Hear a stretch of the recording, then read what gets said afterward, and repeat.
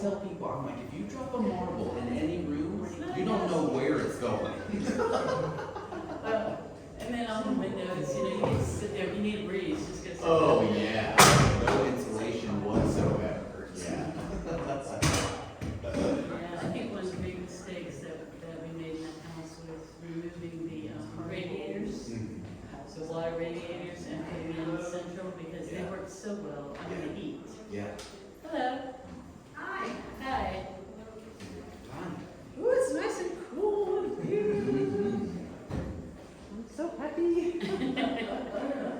Not that it's that bad outside, it's just so cute. Yeah, You today's. know, the heat, we were just talking about HVAC for a second. It's pushing so hard that we're going to question whether or not it's going to really make it even 72.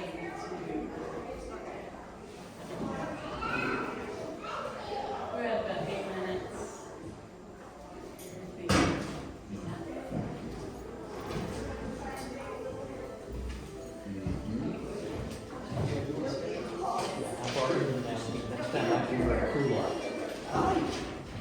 How are you?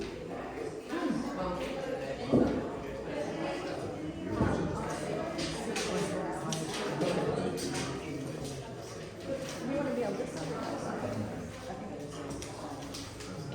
Oh, would you like to say?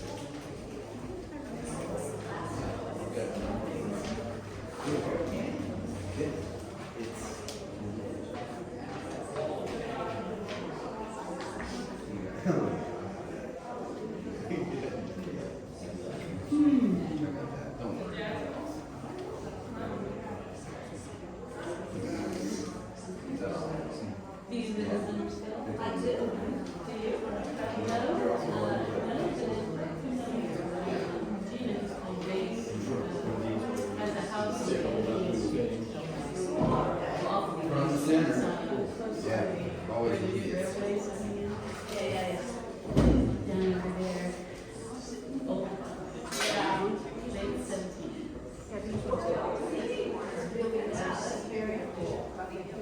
Yes. I have a friend that passed out. But on, in one week that they, the name, president, and she always said, it was an awesome. I like that. I'm usually not run over the Yeah, easy going. Yes, It's fine. I timed it, was like, oops. You know, when the lights come on. It's definitely more than 45 minutes, so. Well, yeah, I'm gonna try. Maybe get rid of it. It'll be fun. Sure. Yeah, No, no, yeah, yeah. I remember, I was like, all right, I think it's supposed to be. That's,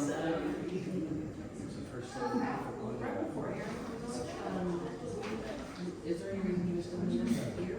No, actually, during intermission, that's a good time to break this stuff down. You can leave it up, but it's probably better. That's perfect. And then I can make sure that I have some shooting, these those are the same, so I can go over and she can, I want to hear it too, but sure, that's what she's like, can you please make sure I can hear it? Yeah. Is there anything else that you want me to mention? Would you? I don't know if I covered all of that you do, so we're not just cover all the bases. So shall I include that? Sure, I make sure I have a spiritual community, awakened spiritual community.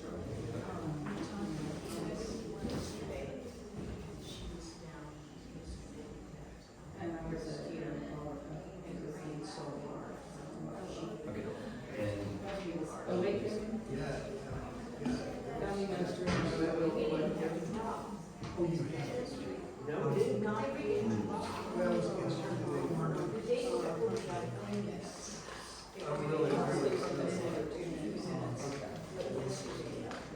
I was doing in the state,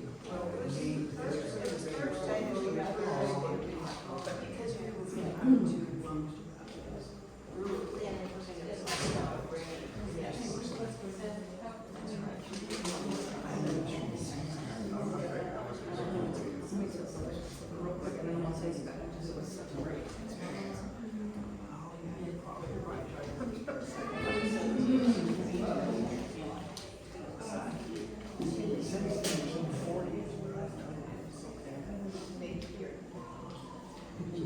Yes.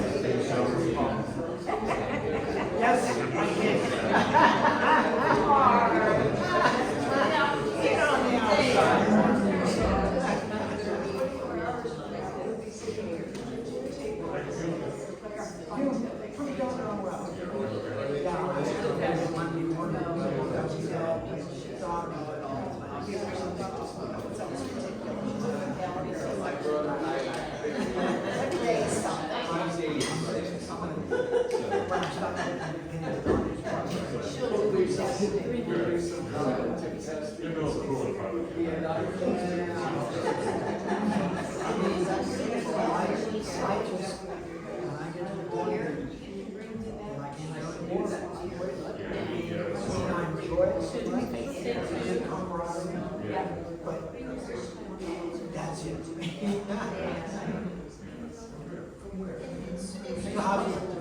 Like Thursday mornings?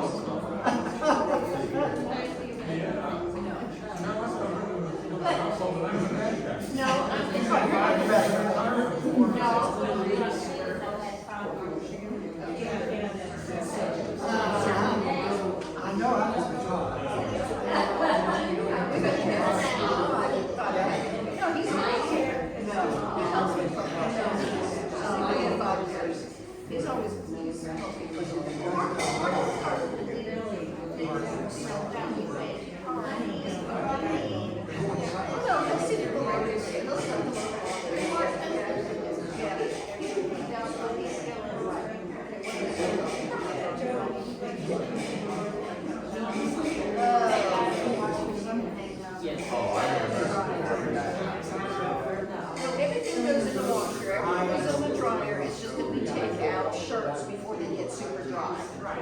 That's the only thing. Mark, you're doing it. Yeah. If I cook, Paul cleans up, he's a great cleaner. Yeah, he does the floors for me. We just do.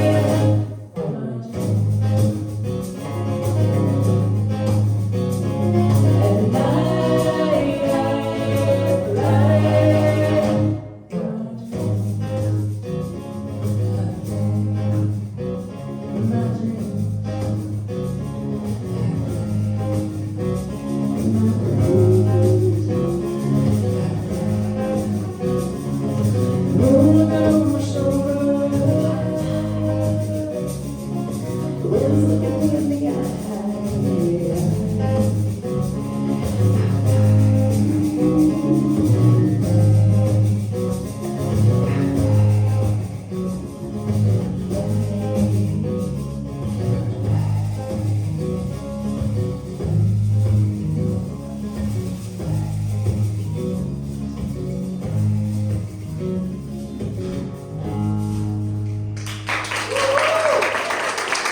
Thank you so much. Welcome today. Welcome, welcome. I am Christy Snow, and Randolph will tell you more about that in a minute.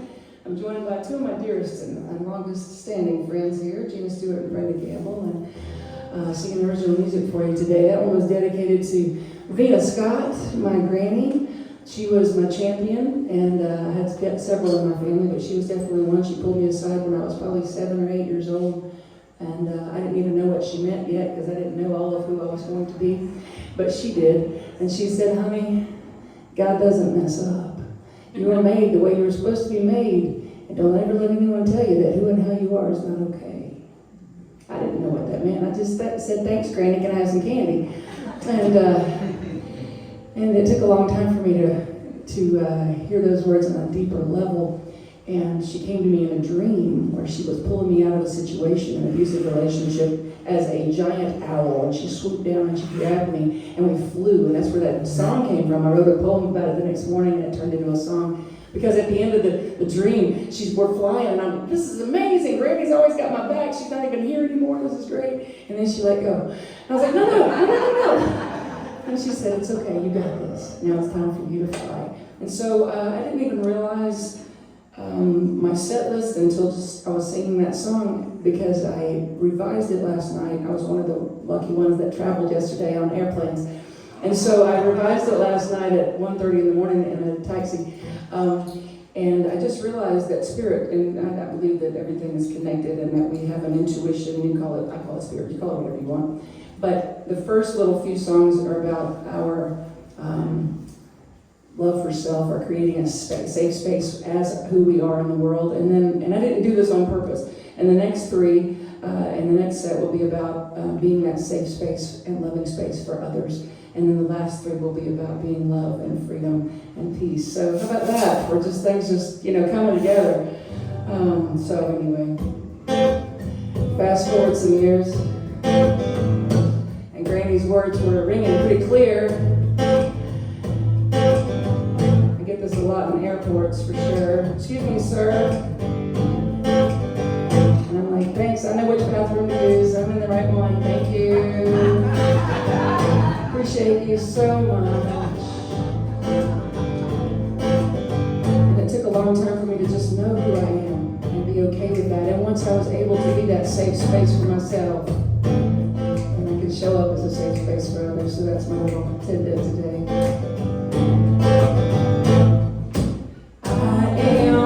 Not what you think of me, I am more than you think you see, I am what I say I am, I am, I am, I am, I am, I am, I am.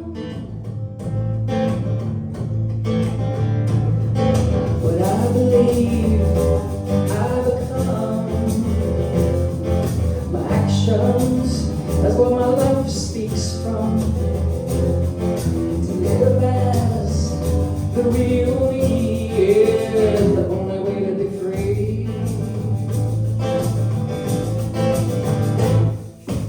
I am not what you think of me. I am more than you think you see. I am what I say I am. I am, I am, I am, I am, I am, I am.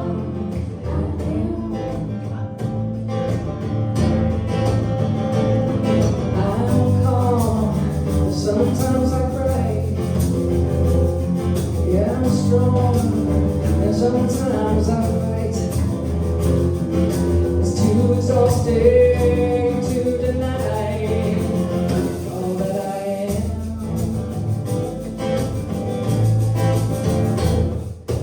I am not what you think of me. I am more than you think you see. I am what I say I am. I am, I am, I am, I am, I am, I am.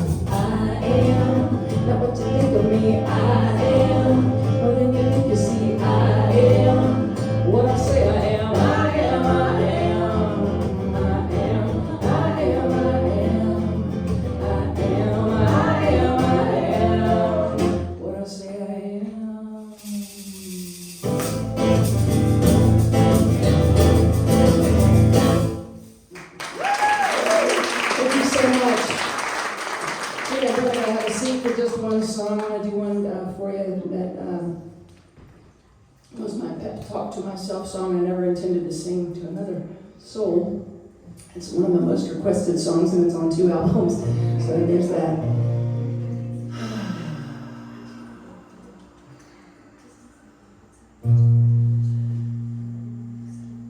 I am safe now. I am fine. I am fine.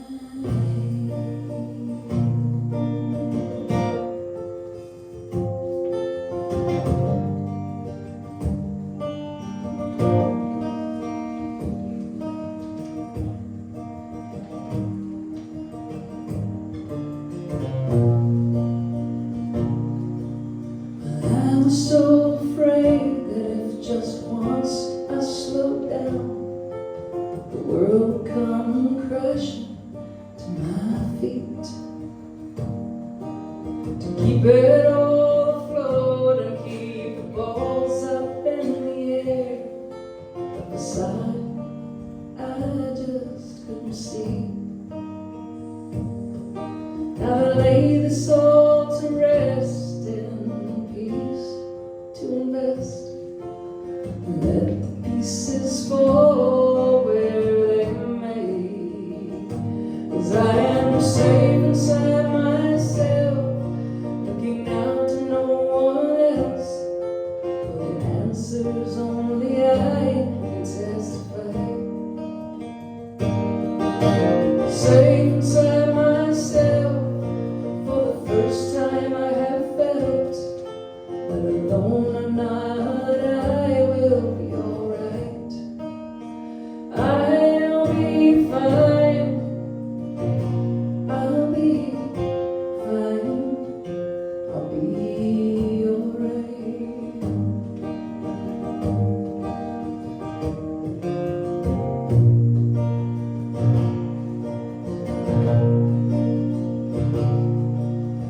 It took 30 years, but now I see the little girl behind the tears.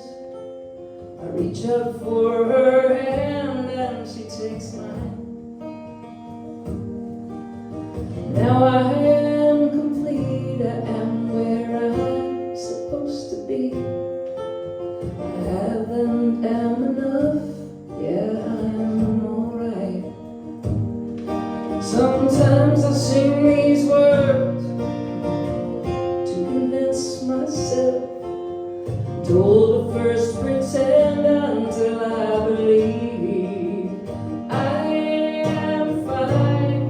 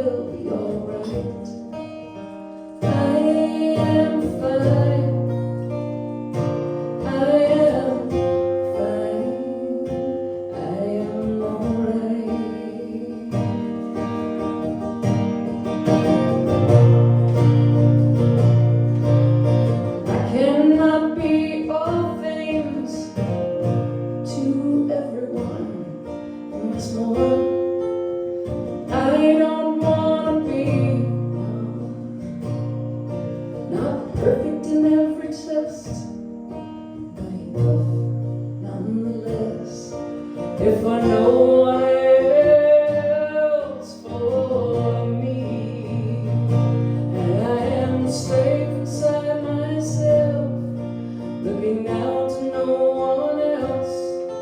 Well, the answer's only I can testify.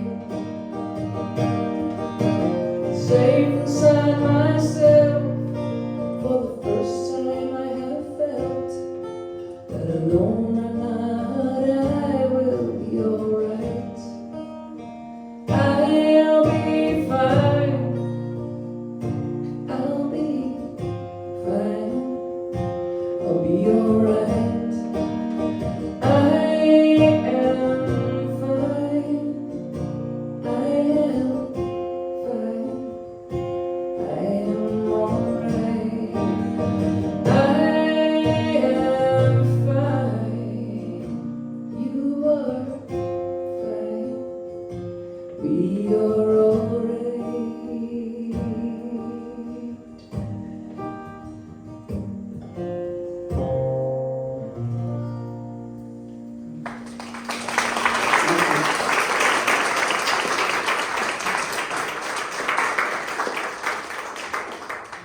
All right, good afternoon, everybody, and welcome to Healing History 24, Wild in the Garden, our July Hearts happening here at Cedar Grove and the Hugh Torance House Store. You have been enjoying the music of Christy Snow, joined today by special guests Brenda Gamble and Gina Stewart. Christy, in addition to being a super talented singer-songwriter, is also a speaker, writer, workshop and retreat facilitator, and also the founding minister of Awaken Spiritual Community.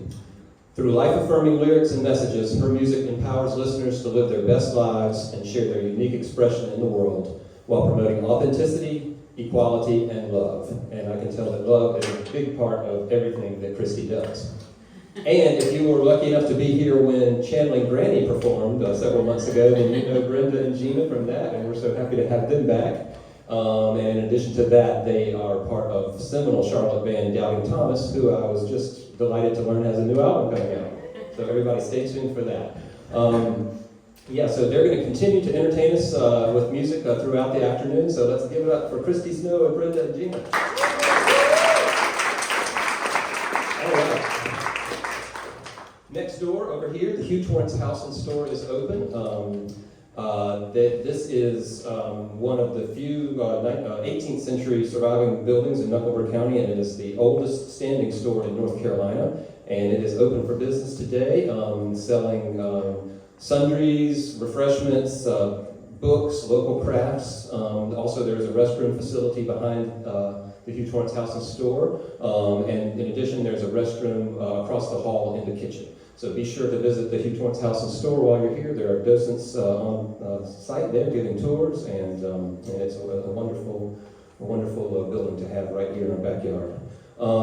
Across the hall this way, our pink room is open. That's our bar and reading room. So a variety of beverages available there, as well as a collection of books on local history, nature, architecture, and today we have kind of stocked it with books in keeping with our theme, so books about naturalistic gardening and that movement.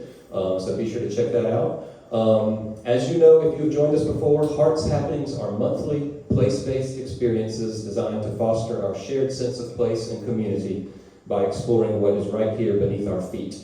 And the E in Hearts stands for ecology. And our theme today is how our local ecology can inspire our gardening. This is our third Healing History program. And past programs have focused on historic healers in our community and healing plants in our region. And today's program explores how holistic gardening practices can actually help to heal our planet. Our featured speaker is Aaron Kemp, who will share the history and practice of the naturalistic gardening movement. Also known as natural gardening or wild gardening, this approach to landscaping seeks to mirror the natural environment using native plants to create a space that looks and functions like a naturally occurring ecosystem, with a goal to foster biodiversity, support local wildlife, and create a low-maintenance garden that thrives with minimal human intervention. And of course, we'll be enjoying some more original homegrown music from Christy Snow and friends, but first, I'd like to bring Abigail up for the first of our 2 Eco Minutes today. She will be sharing information about some backyard plants with medicinal properties that are common in our region and that are found right here on this historic site and probably in your own backyard too. And for our first Eco Mint today, we are going to be learning more about mint. So take it away, Abby. Okay. Thank you, that's better. All right, well, thanks everybody. It's great to see you here today. And so I'm talking about a little bit of backyard medicine. And the first one, as Randolph mentioned, is going to be about the mint, or mentha. So as learning about mints, I'm most familiar, as many of you may be, from your mojitos or your mint juleps or your sweet tea. This type of mint, which grows around a lot of old houses, and it's just a part of our landscape. And this is actually a non-native mint. It was brought over from Europe. And at this point, there's been a lot of hybridization between the mentha pipirea, which is peppermint, and the mentha spicata, which is spearmint. So the types we have today in the house are the spearmint, and they're also there in the pink room. Let's see. I wanted to share some of the history about mint as well, because it goes a long way back, all the way back to Greek mythology. Mint was named after Mentha, who was a nature and water nymph who watched over a river in the underworld. Hades and Mentha had an affair, and when his wife Persephone heard about it, she crushed Mentha into a plant. Although Hades couldn't undo his wife's action, he gave the plant the minty, sweet smell so she would continue to captivate anyone in her presence. So mentha is the genus for many of the mint plants. Some are native, and some, as I mentioned, were brought over from Europe. But here are some of the ones that we have native in North Carolina. The wild mint menthas, Mentha canadensis and Mentha arvensis, are both known as wild mint and field mint, as well as many other common names. There are also mountain mints that are native. Those belong to the same family as Mentha, but are a different genus, and that's Piconantha. Good enough. Thank you. But they are all part of the same family, which is Lamiaceae. And this family includes many herbs, lavender, basil, rosemary, sage, bee balm, and many more. But one thing, characteristic that you can always tell by that family is they have square stems. So that's something you can take a look at. Mint is very invasive in your garden. So if you are wanting to embrace mint in your garden, you may want to do it in pots or have an area ripped off so that they can't go where you don't want them to be. And now about some of their medicinal properties. Specifically in digestive health, it relieves indigestion and bloating, can smooth stomach aches, calm stomach muscles, and improve bile flow, which helps your body digest the fats. It helps the food pass the stomach more quickly, which can reduce indigestion. And peppermint also has antispasmodic properties to help with stomach cramps.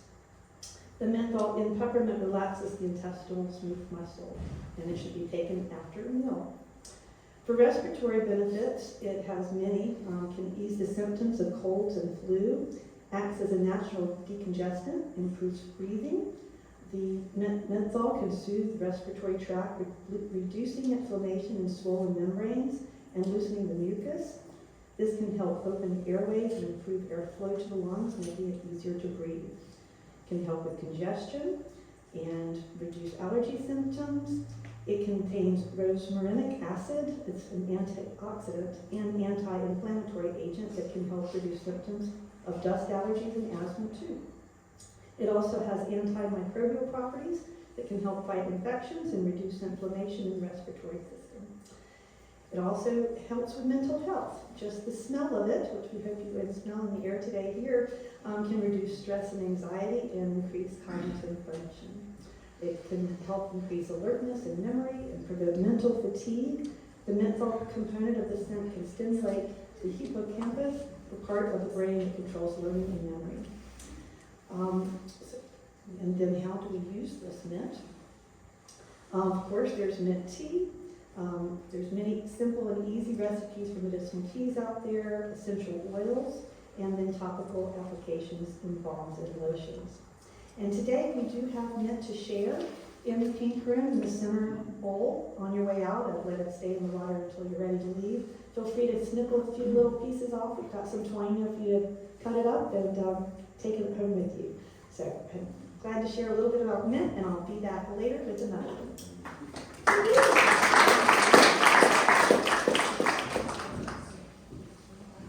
All right, thank you, Abigail.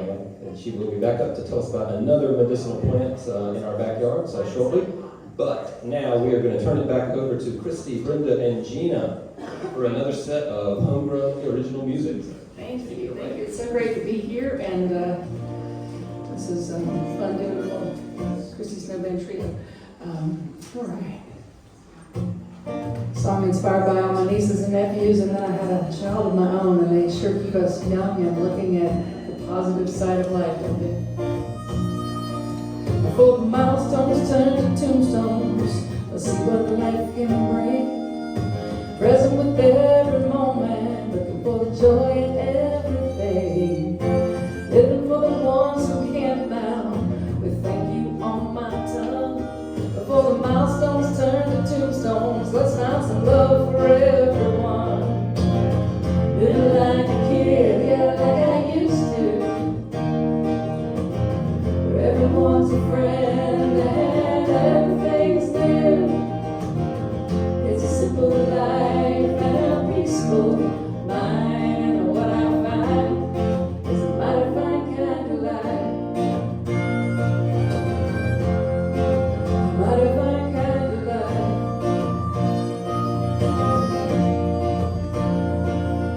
The choice inside our dash can be so hard to see. Prisoners of our own thoughts, not knowing we are free. Believe in the power that moves you. Design the life you choose. Then get yourself out of your own way. You've arrived, you got nothing to prove. Living like a kid, yeah, like you used to. Where everyone's a friend and everything's new. It's a simple life and a peaceful mind. And what you'll find is a mighty fine kind of life.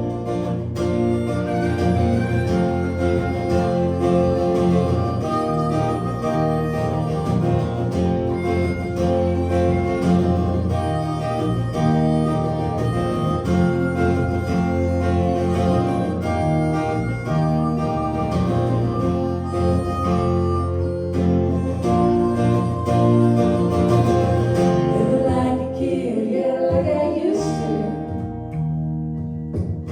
Where everyone's a friend and everything's new. It's a simple life and a peaceful mind. And what I find is a mighty bright kind of life.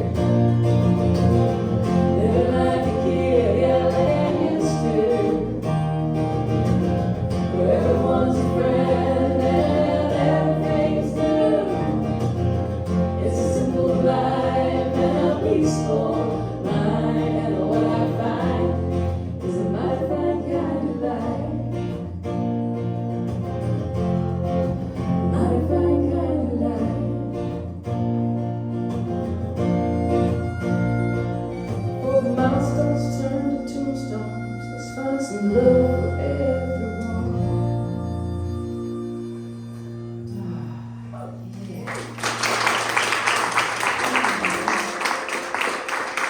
So one of my daughters back there, Miss Jasmine, a singer-songwriter in her own right, is moving to Alabama today.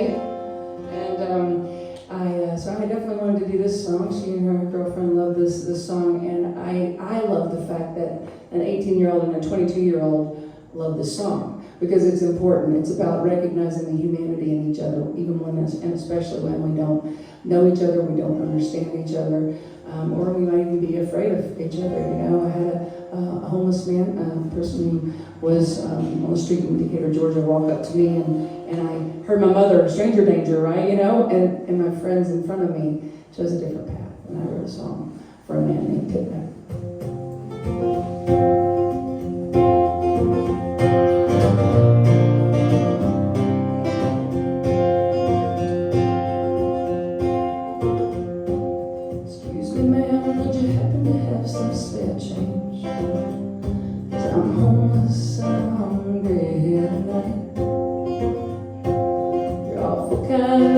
don't tell CJ I bothered you. I know he's doing his job, but he'll arrest me here on sight.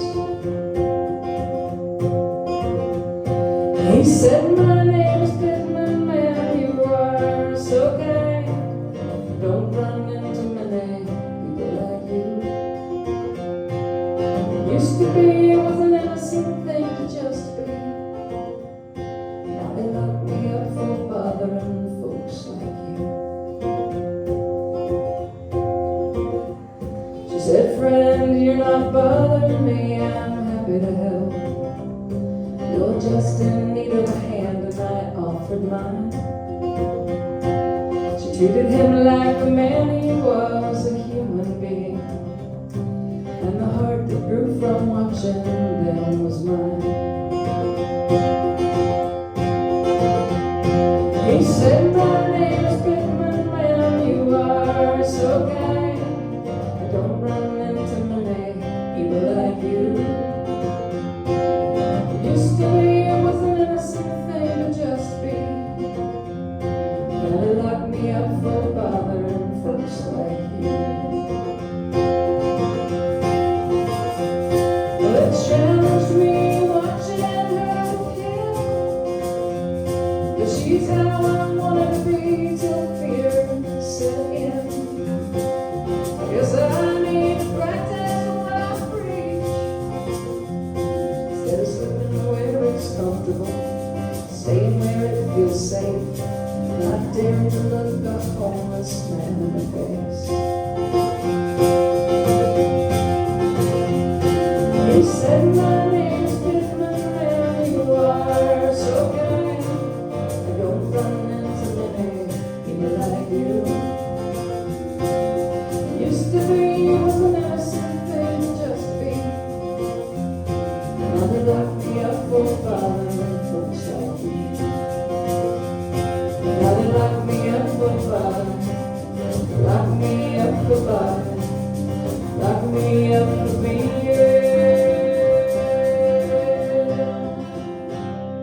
homeless and me.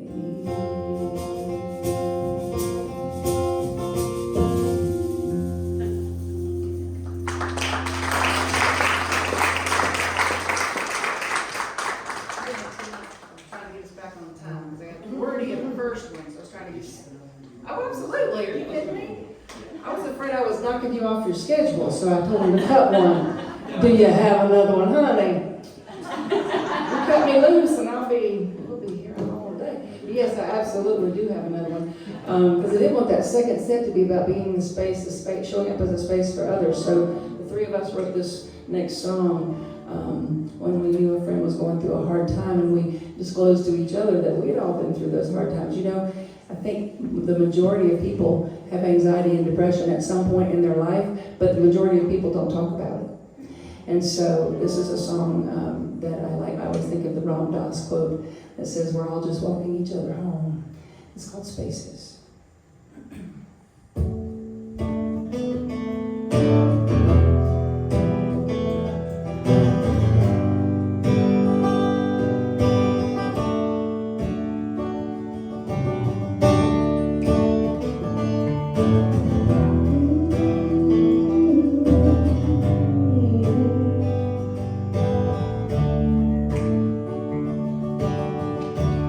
In a suitcase somewhere, there's a tiny ray of hope.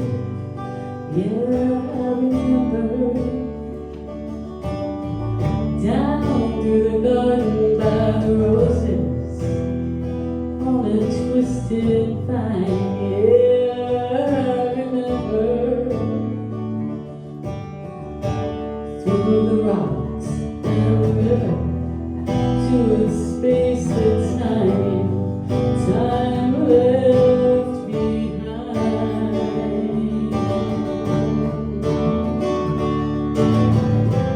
We walk together in spaces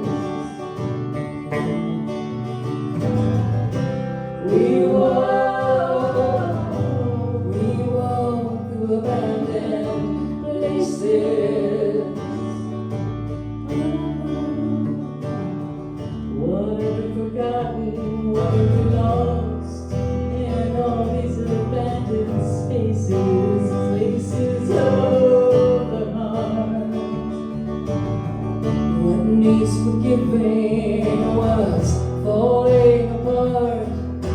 Cracks in the ceilings, cracks in the heart. We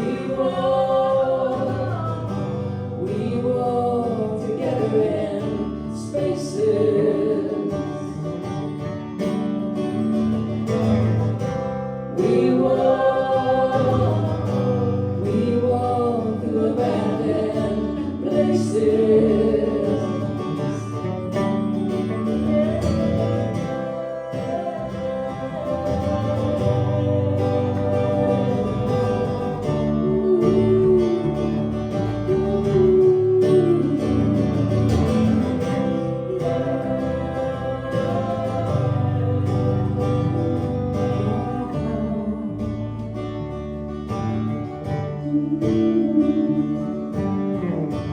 In my heart, packed away, there's a tiny ray of light.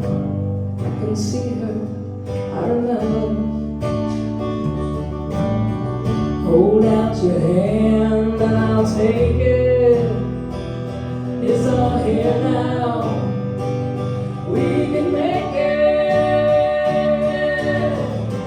We walk together in spaces. We walk through healing places.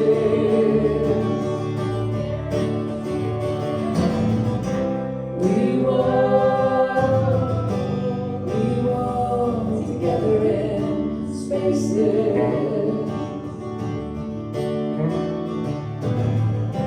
We walk through healing places.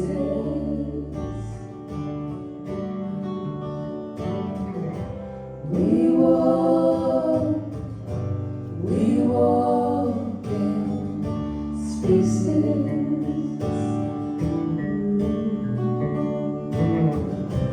We walk in spaces.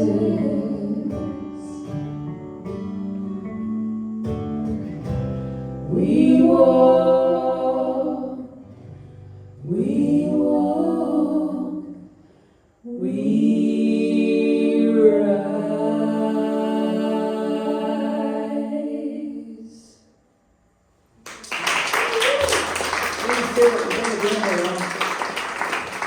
All right, wow. Christy, Brenda, and Gina, that sounds fantastic. Your voices in this room are amazing, so thank you very much. And they'll be back for one more set of music, so stay tuned for that. Let's see. I'd like to do a quick shout out to our sponsors at this time whose support makes these free community events possible. So a big thanks to Lake Norman Realty and of course our Heart Circle members. Heart Circle is our membership organization, and if you like what you are experiencing here today and want to help sustain these grassroots free community programs, information about Heart Circle membership is online at hught.org, the website for the Hugh Torance House Store. Also, a big thanks to our volunteers today for their help with this event. Stedman, Ia, Jane, and Lauren, thanks so much for your help making it possible. And Autumn is here too. And Autumn does our social media and tons of stuff. So, and she's a potter too, which I learned recently. I was excited to know that. So good. At this time, I'd like to invite Abigail back up to the mic for another Eco Minute, this one about yarrow. And interestingly enough, like mint, in addition to having a long history of medicinal use in this area, yarrow also has its place in Greek mythology, which I'm very excited about because that's one of my things. So take it away, Abigail. Okay, yes. Here. There we go. So in Greek mythology, the herb yarrow, or Achillea millefolium, is associated with the Greek hero Achilles and the river Styx. According to legend, Achilles' mother, the nymph Thetis, dipped him into the yarrow-infused waters of the Styx as a baby in an attempt to make him immortal. Thetis feared that Achilles would die young in battle, as an oracle had told her. However, she held Achilles by his heel when submerging him, so his heel didn't touch the water and remained vulnerable.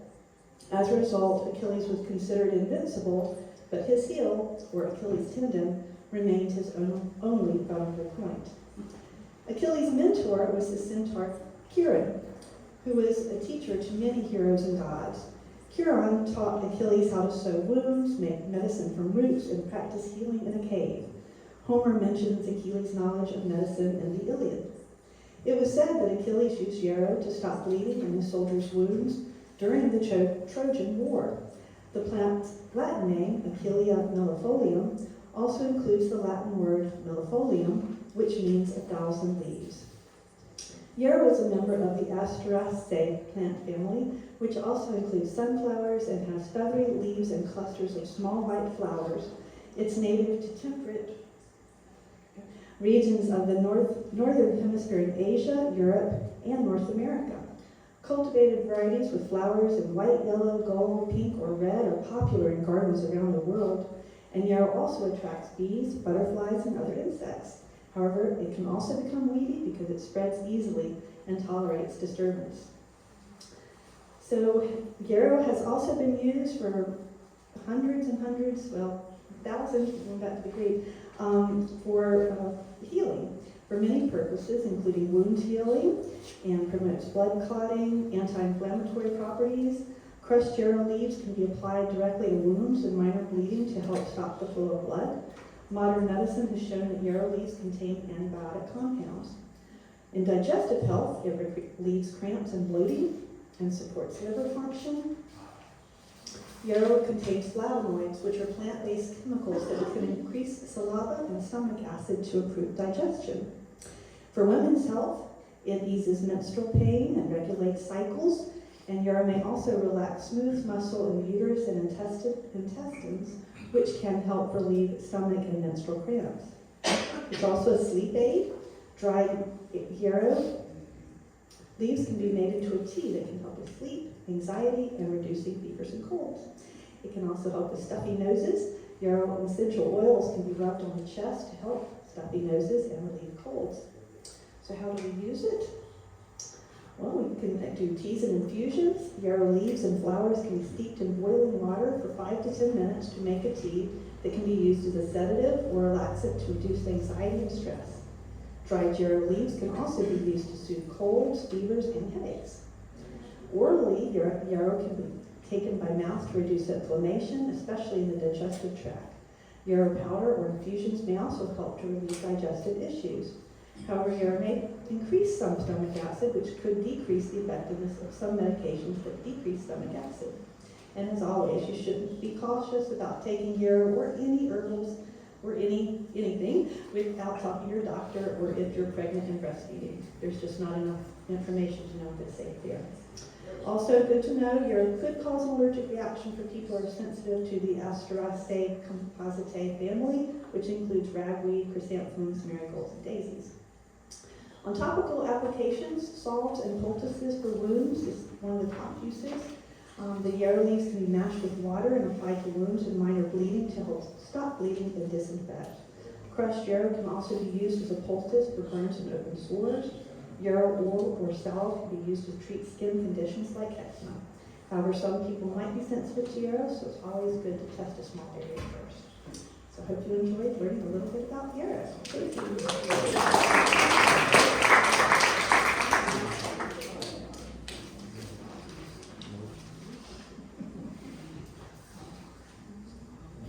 All right, thank you, Abigail. Next, we are going to turn it back over to Christy Snow for one more set of original music before we break for intermission. But first, I'd like to draw your attention to the display in our Center Hall Gallery. The Reunion Project is the R in Hearts and provides an important genealogical component to connect all descendants of this land. Many descendants of enslaved people seek connections to their heritage, which is often difficult due to a lack of documentation. Through the Reunion Project, we are piecing together this history and sharing these artifacts with the community. On the Central Hall table is a list of names of the people enslaved on this site, totaling 143 in all. This list was created through the hard work and research of genealogist Andre Kearns, who was last month's featured speaker and who himself is descended from Charlotte Kearns, a woman who was enslaved here at Cedar Grove. One of the sources Andre drew on in compiling this list is a notebook kept by James G. Torrance, the builder of this house. And within this notebook was also found a post-Civil War agreement with a formerly enslaved person named Vina Johnston. These original artifacts, the notebook and that document, are in the archives of the University of North Carolina at Charlotte, and we have enlarged reproductions of them that you will find in the Central Hall Gallery. So as you contemplate the names and artifacts on display in the Center Hall, we invite you to write a line or share a word in reflection. Simply jot it down on your choice of paper and put it in the vase that is on the sideboard there in the Center Hall. And these words will be compiled into a poem and shared at a future event. So your voices are important, so let's make poetry as we explore our history together. And now, for their final set here today, ladies and gentlemen, please give it up one more time for Christy and Brenda and Gina. Thank you. Thank you so much for having us today. I love being here. I love the fact that I'm always telling people that imagination is one of our best gifts, one of our biggest powers. We're sitting inside of imagination. We're sitting right now in what the work they're doing here was what I say is the keys to turning things around in our lives individually and collectively, and that's imagination plus some intention and some gratitude and some action. So thank you for the work you're doing, and I know it works because, like I said, I was traveling yesterday. I had 2 flights, and the first one was delayed 4 times, the second one was delayed 3 times, and it took me 2 hours to get a ride, to be in line to get a ride to leave the airport last night. Finally got out of there at 1 o'clock. So, and yet, I had the best day. I met the coolest people. It was awesome because I firmly believe I decided it was going to be before I got there. So I'm telling you that because it leads into the song, and that's what I do. But also because I believe that's what we can do as a collective humanity, is to have an imagination for a better world that works for everyone. And then to give gratitude every time we see even a sparkle of it, a hint of it, and then keep that intention and take action when we feel led. So the song is way more fluffy than all that, but I was coming from that place when I wrote it. All right. Let me take you to the island of Kauai for a moment, because every time I think about any space beautiful and tropical and green like that, it just takes away all the stress. So join me on the show. Closing my eyes to the busy world outside, as if my eyelids hold the key to my ability to breathe. Imagining no deadlines and no constraints on my time as I drift to where the music carries me. Timeless as a breeze on a blue white day, wind blowing the peace in my soul. Feeling the warm sun without a care in the world. Is this moment is all I can know?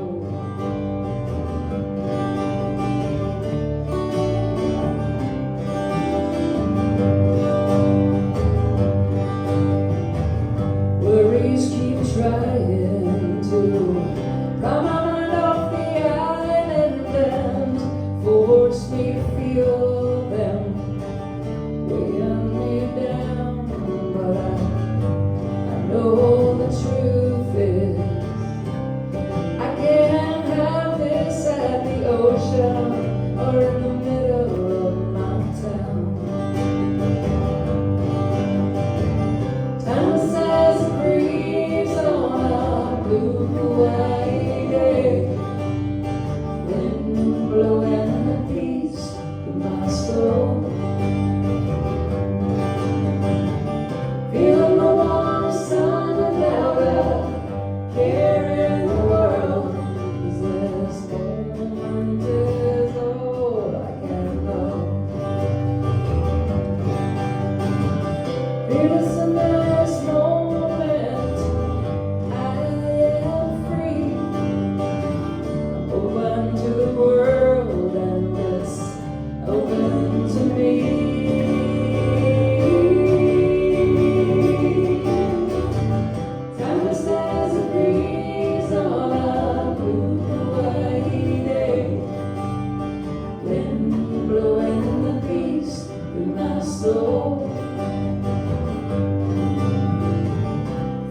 the warm sun without a care in the world. Is there this moment is all I can know? And this moment is all I can know. And this moment is all I can know.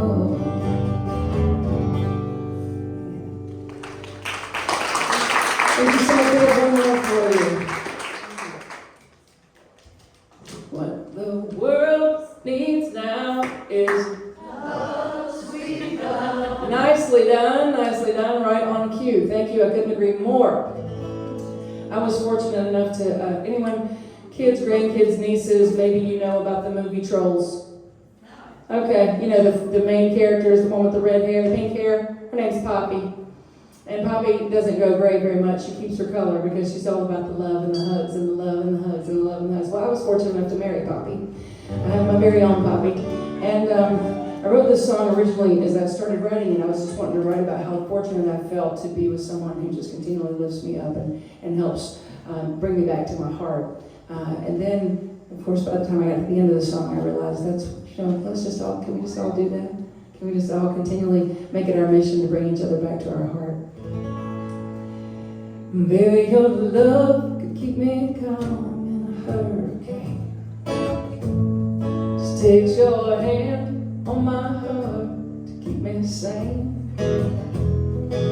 Between the thunder and lightning and all the tornado sirens, baby, your love keeps me grounded like a weather vane. And I know it's where the wind blows.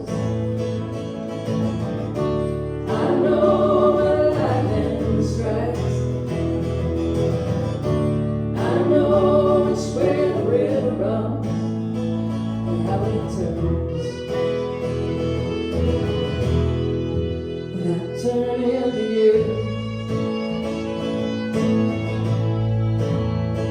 Sometimes it seems like this whole world is burned down, like nothing and no one makes sense. But all the killing and dying, all the hating and lying, seems like the whole world is on fire and it's burning down. Where the wind blows, I know where the lightning strikes, I know it's where the river runs and how it turns. When I turn into you.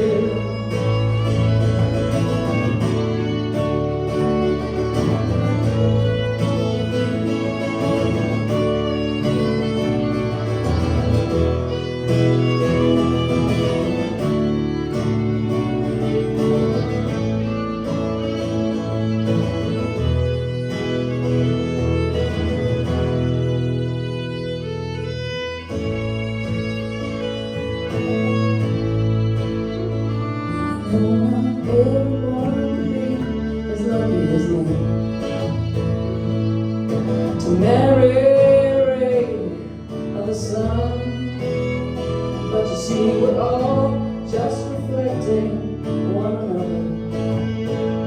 So be mindful where you draw your strength from. Turn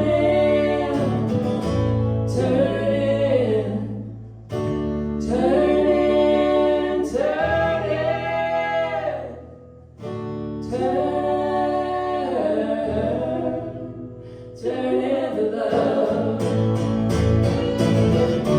I know it's where the wind blows. I know where the lightning strikes.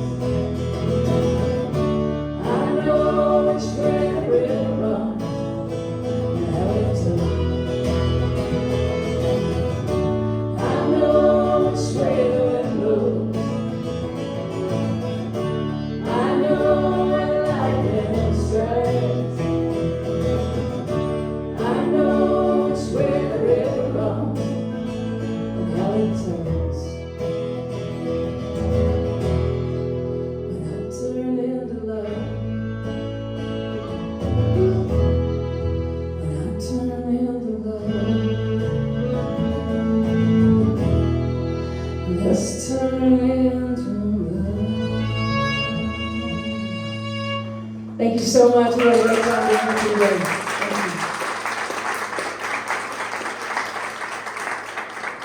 Thank you. Ladies and gentlemen, Christy Snow, Brenda Gamble, and Gina Stewart. Let's give them one more time.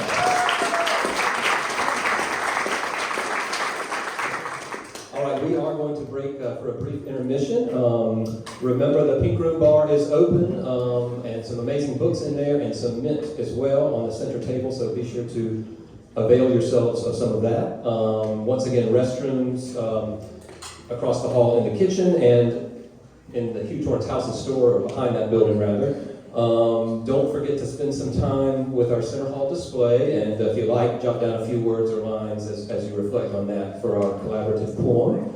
And please mark your calendars for August 24th. Our next Hearts Happening here at Cedar Grove at Hugh Torance House Store will be Sacred Grounds Beyond the Wall, exploring African American burial grounds that we know of, and some that we think are there to be discovered.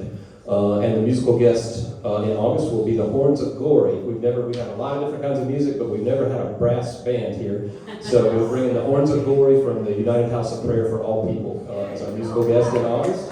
And so we're going to reconvene here in about 15 minutes, about 3:15, for our main event, Aaron Camp. So we will see you all back here then.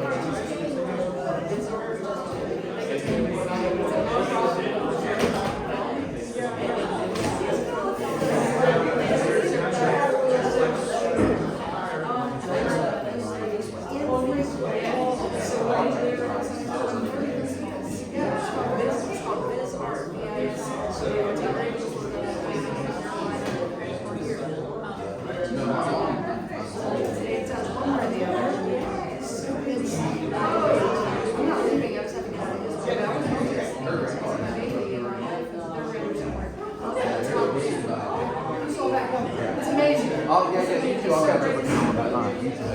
Yes.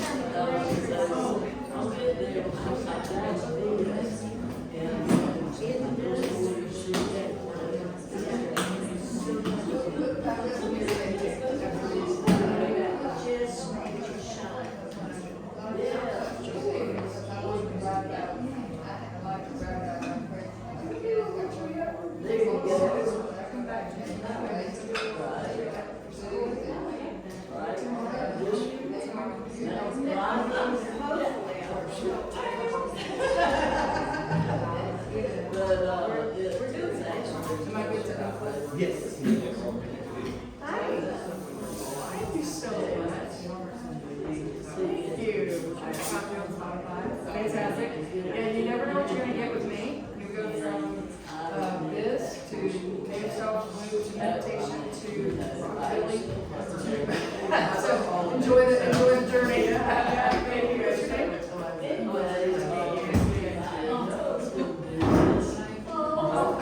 All my stuff is so different. Baby.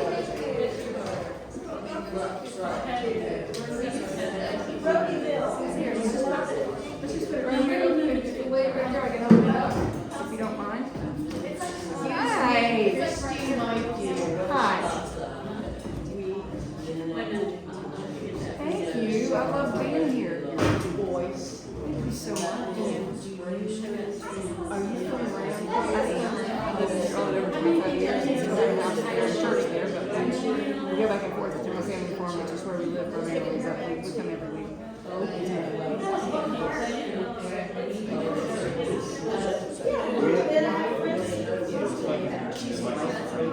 Yes.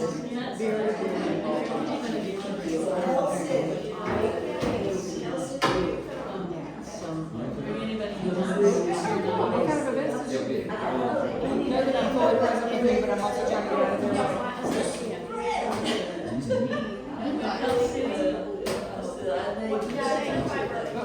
Oh, yeah. I'm about that. And she's on the, What kind of business? That's a new adventure, right? they are very spiritual. They go to the Unitarian Church here in Huntersville. Okay, do you know Kate? Of course. Kate and I go way back. She's one of my family members for Awaken. And she's when we stopped meeting in Huntersville, she was like, I love you, but it's too far to drive. Well, like, I love it. They've been for many years, they're dear friends.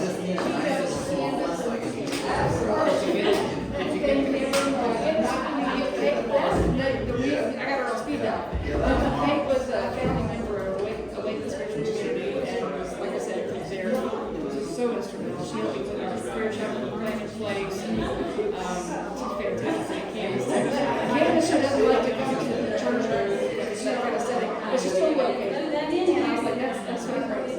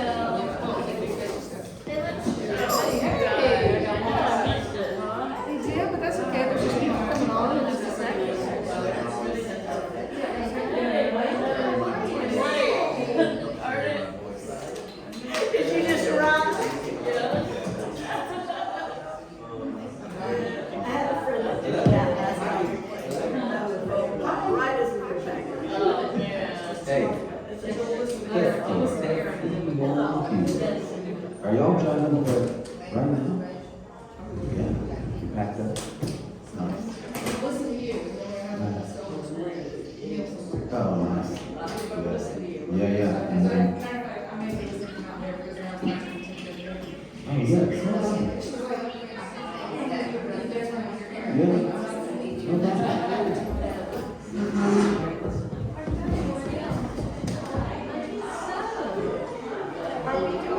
Well, yeah, I said,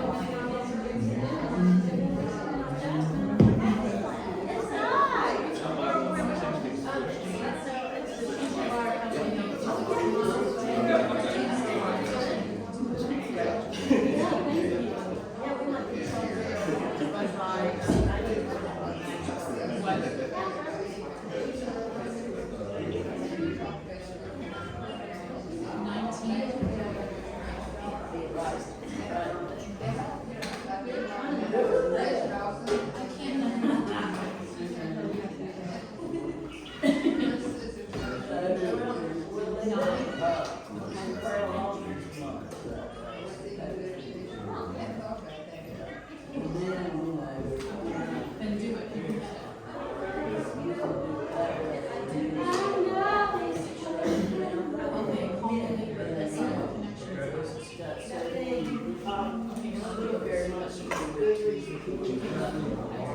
So you volunteer here as well?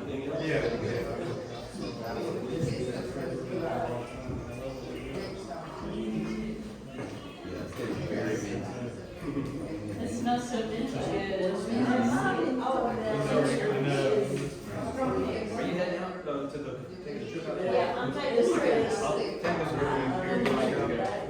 us over here. Extend the hand back.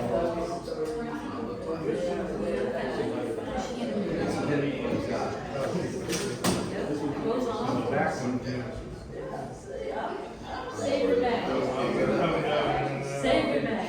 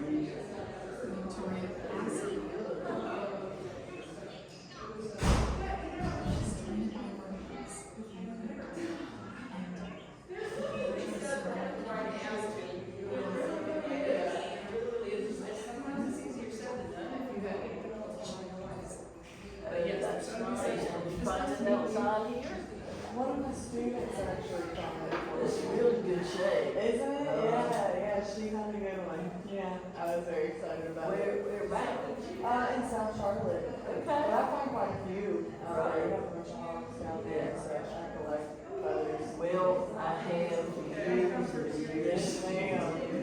And it's time for them to move.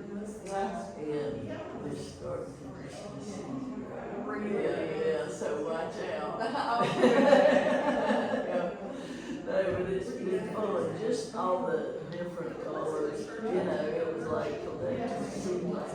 Or getting a palette like that, heart up there, you know. Yeah, friend of mine decorations in my rooms, I've got like little bouquets of feathers. Yep. Nice having kids, so. Yeah, I'm Eliza. I'm Jay. Nice to meet you. What brings you out here? You come out here a lot? Often. Yeah.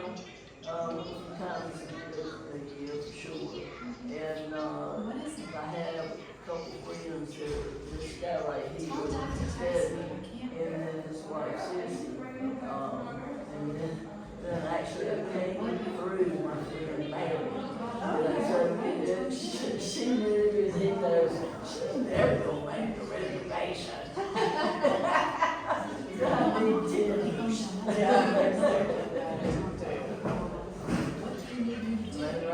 Yes, I am. Where did you get your home? One of my students actually, she knows I collect feathers. Oh, cool. She really does. You teach too? No, I teach martial arts. Oh, okay. Stuff. Cool. Yeah, now it works. Yeah. This is my first one here. Oh, good, well, you'll have to come I back. absolutely will. Okay, Yeah. Yeah, I didn't even know about it, but I trained you with Aaron, the speaker. And he was like, because I've been wanting to get in the garden, holistic medicine, medical one. So it's cool. It's very cool. Music was phenomenal. They have to use always Really good. but they have great music. Depends on the program.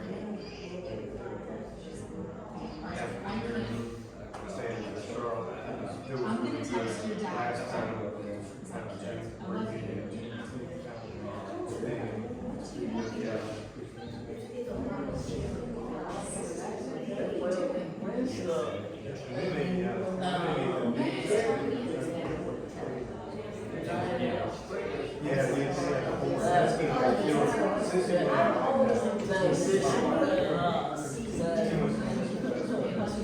that's where I come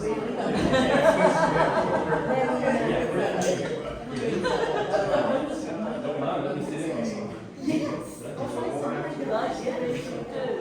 We'll have, we'll have, Chandler Gray and Uncle. Uncle somebody. You make up your name. Do you need a place for notes? A lot of your just standards. Extemporaneous. As you can see.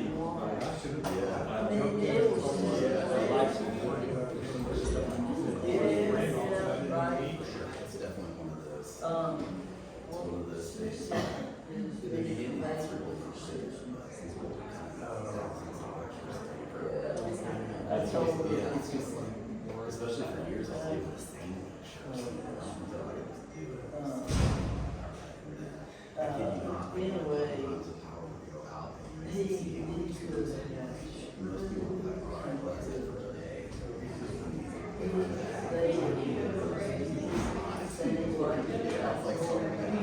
We're not meeting it at all. I've got all of this right here. And that's kind of, yeah, to be able to do stuff like that, that's kind of like a 19th century. Right. People tolerate and structure their things in an organized way. Yeah. Used to everything thoughts on paper. Sure. Yeah, there was like,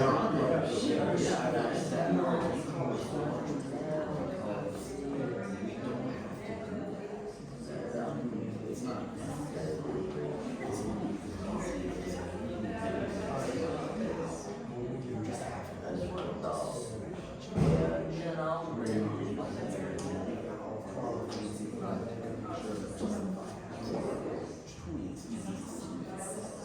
You know, and the only thing that picture this one does is, yeah, you gotta turn it over and kind of so.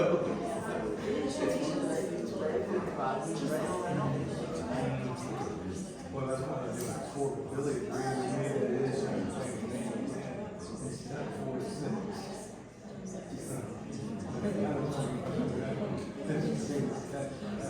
not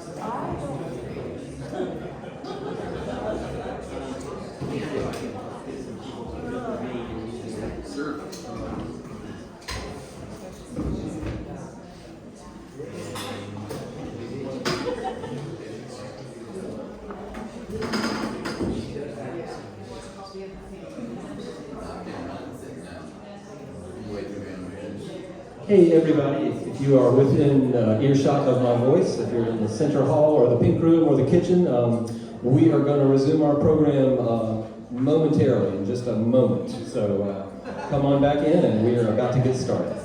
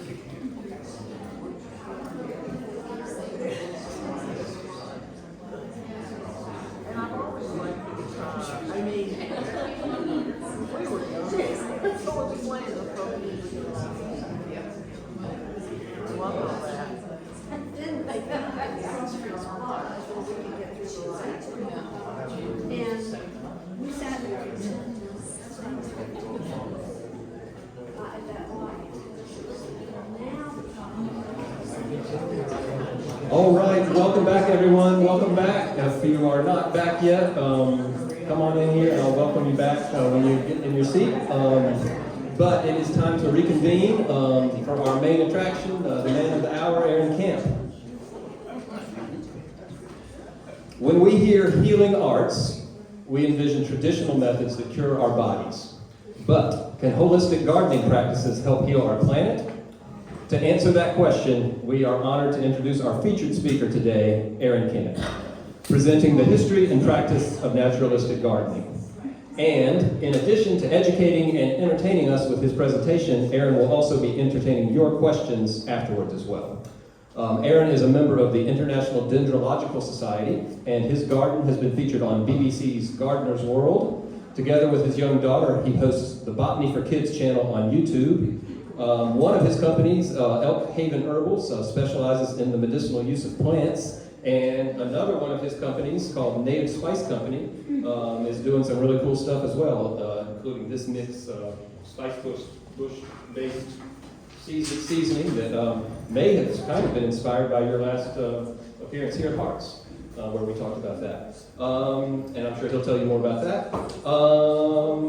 Let's see. In the last decade, he has created, designed, and developed over a dozen niche retail products, many of which are for sale worldwide, including the best jellyfish steam treatment the world has ever seen. So without further ado, it's our pleasure to introduce Aaron Camp.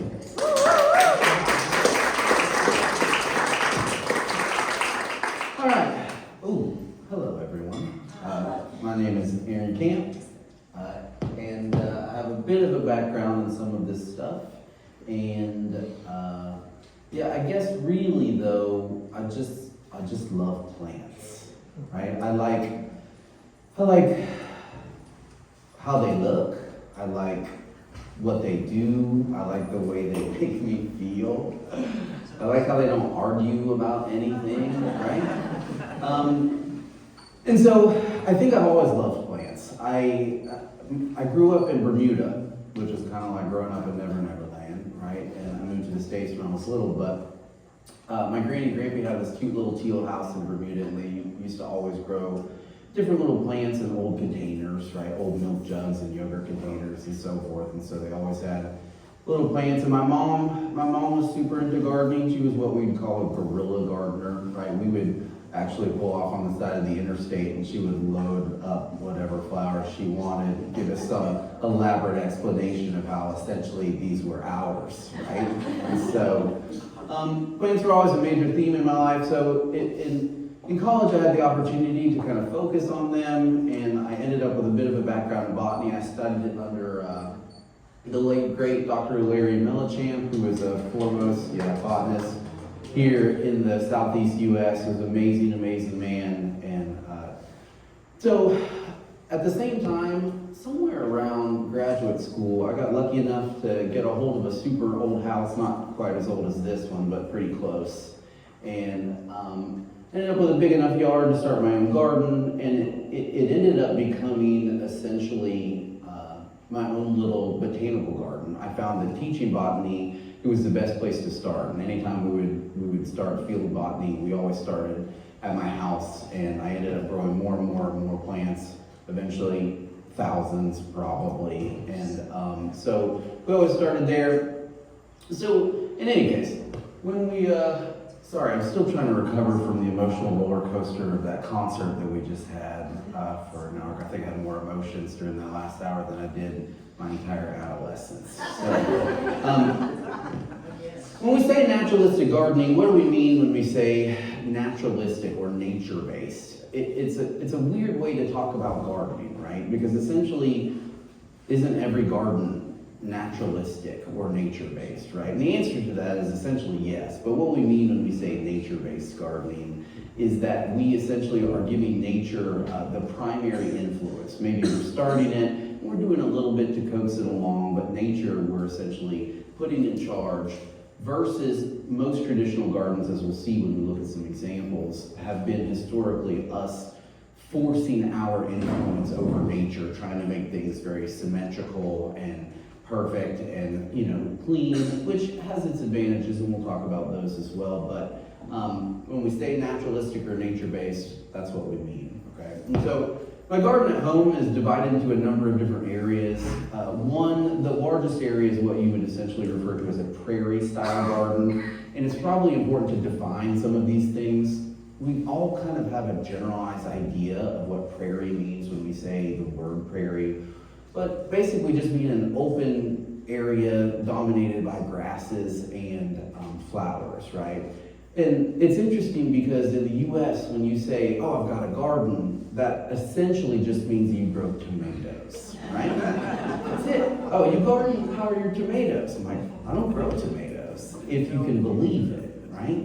But elsewhere around the world, particularly in the UK and throughout Europe, when you say you garden, what you mean is that you garden in an ornamental way, and oftentimes you're referring to what we think of here as like a pollinator garden or a native style garden. And so when I say the word prairie or meadow or savanna, all of these things are just essentially open spaces filled with flowers and grasses and that kind of thing, okay?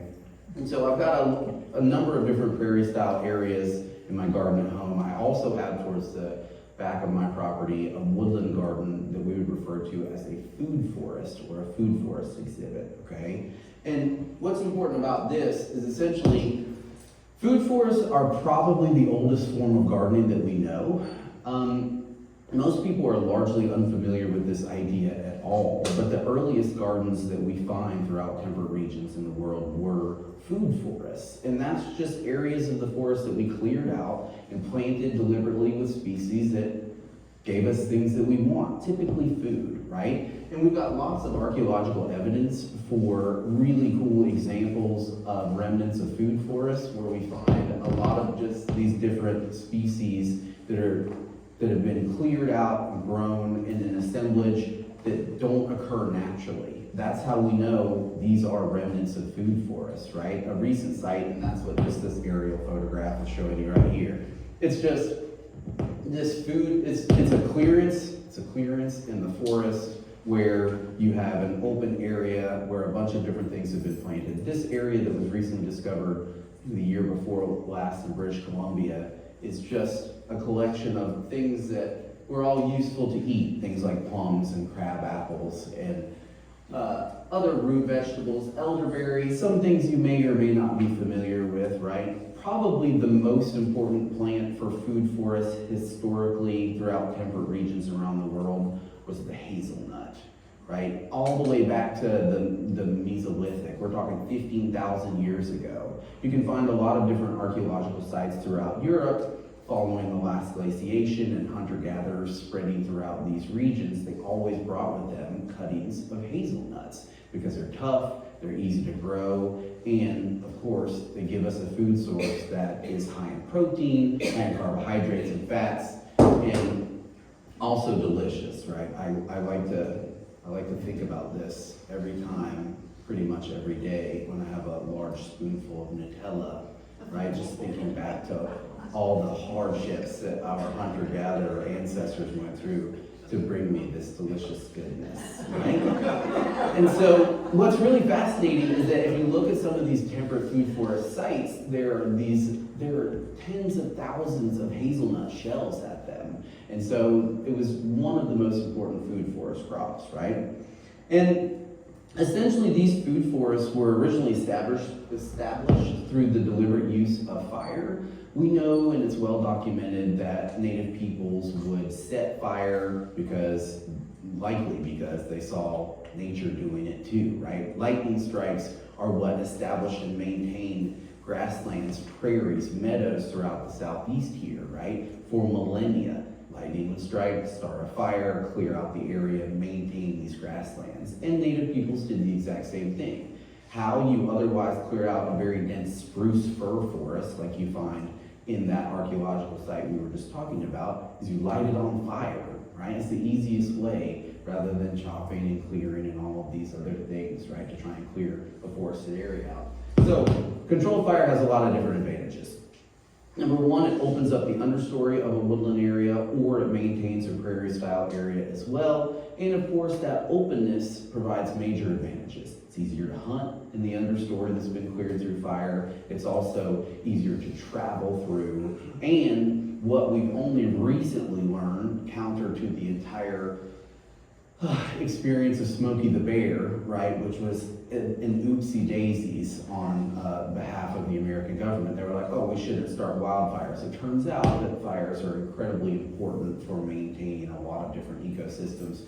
One important point to mention here is that fire also causes regeneration of berry-based plants, things like blackberries and blueberries and raspberries. These things thrive and grow in areas of constant disturbance, and we can provide that disturbance through the deliberate use of fire, right? So that's how Native peoples were clearing out areas for these food forests.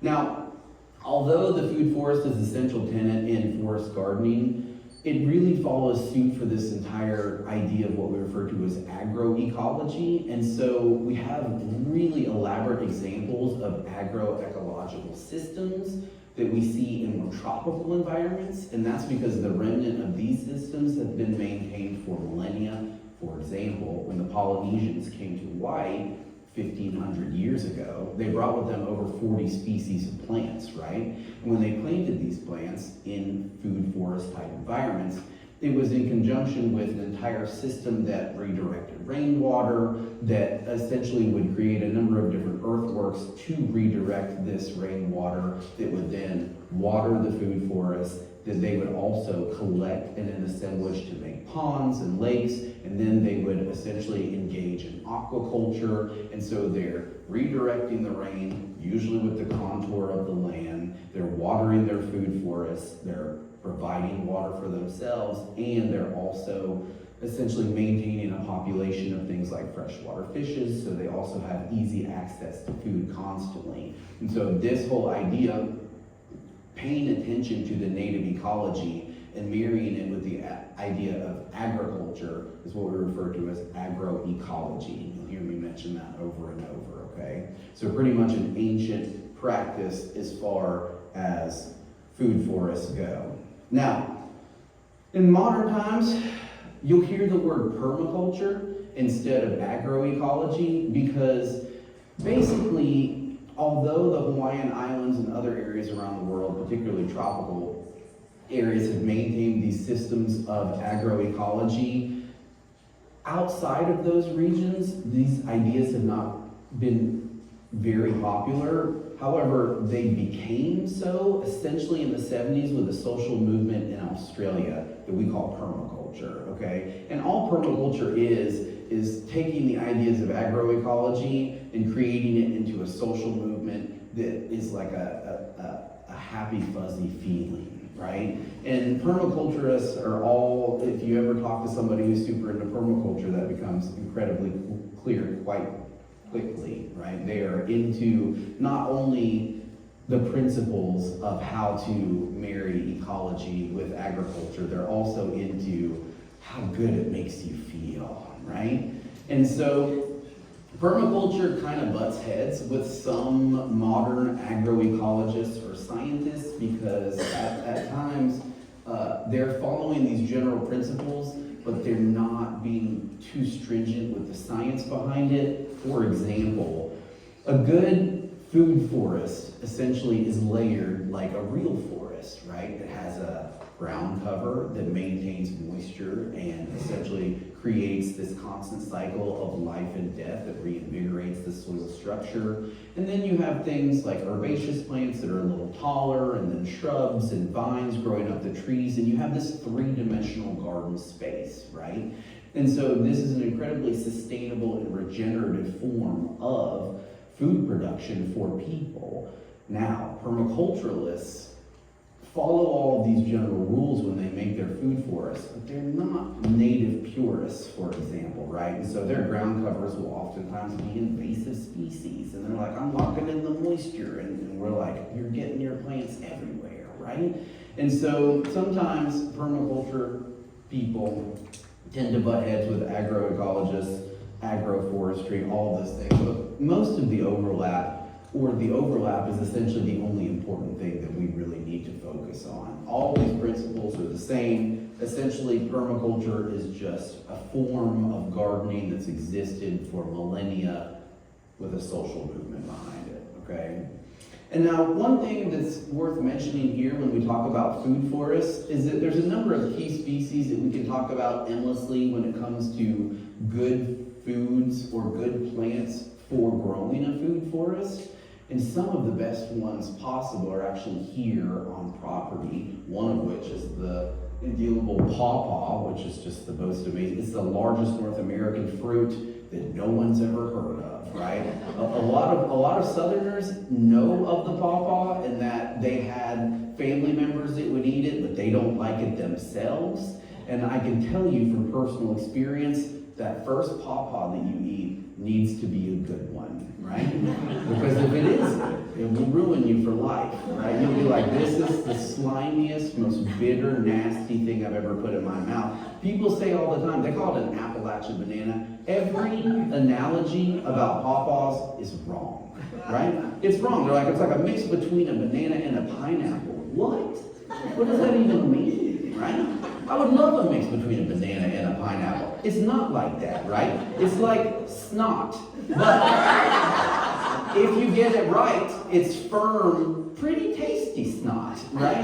That's what a pawpaw is. And now, when you finally get to try one, you'll thank me for giving you something terrible to compare it against, right? Because then you'll be like, it's not that bad, right? If someone tells you a banana pineapple, that's just unattainable, right?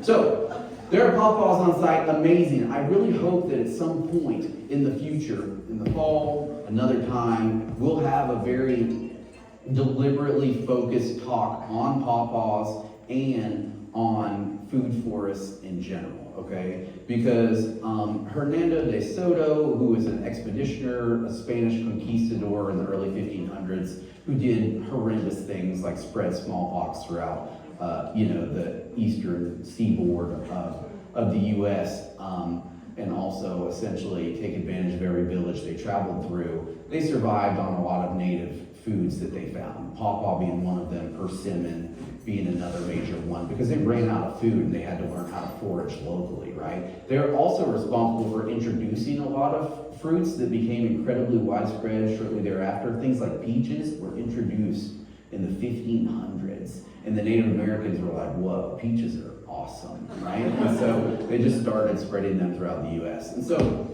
essentially, now we have to make a very deliberate choice. Another time I'll come back, we'll talk all about food forests and forest gardening, okay? But now we've got to kind of veer to the side, and we've got to talk about gardens that we can make in less than 30 years, right? Food forests take a very long time to establish. It's a pretty complicated process. You need access to woodland area, right? So we're already getting to a smaller population of people that have interest in this. What's more widely available in an urbanized environment is flat open space, right? And so we can make these ecologically friendly gardens that we would think of when we say the word like pollinator garden or like native garden and so forth. And so instead, we're gonna talk about prairie style gardens and what's important about them. But first we have to give you what we contrast them against, right? And these are traditional structured gardens. Like I said before, in the US when you say you garden, it usually just means you grow vegetables. Elsewhere around the world when you say you garden, it means you grow something like this. And as far as public gardening spaces, this is what we think of, right? People at universities or industrial complexes are not growing tomatoes out front. So these traditional structured gardens probably originated during the Roman Imperium, right? When they needed to, essentially, they had agriculture to feed hundreds of thousands of people at one time. They needed to exert brute force over the surrounding nature. And that kind of bled over ideologically into the gardens that they were creating. They needed symmetry, they needed control, they needed structure to their spaces, right? And so for millennia, this was the primary ornamental garden.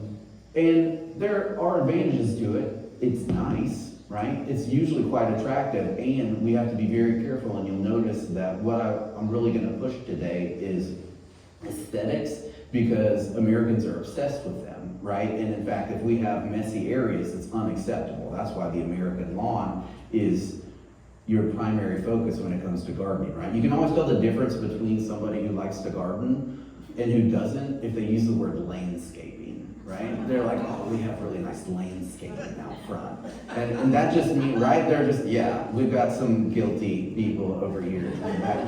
Yeah, oh, we have really nice landscaping. That just means you put some bushes out front, and then you, every 3 months, you cut them into cubes, you know? And then that's what you have for your gardening space. Yeah, we have landscaping, right?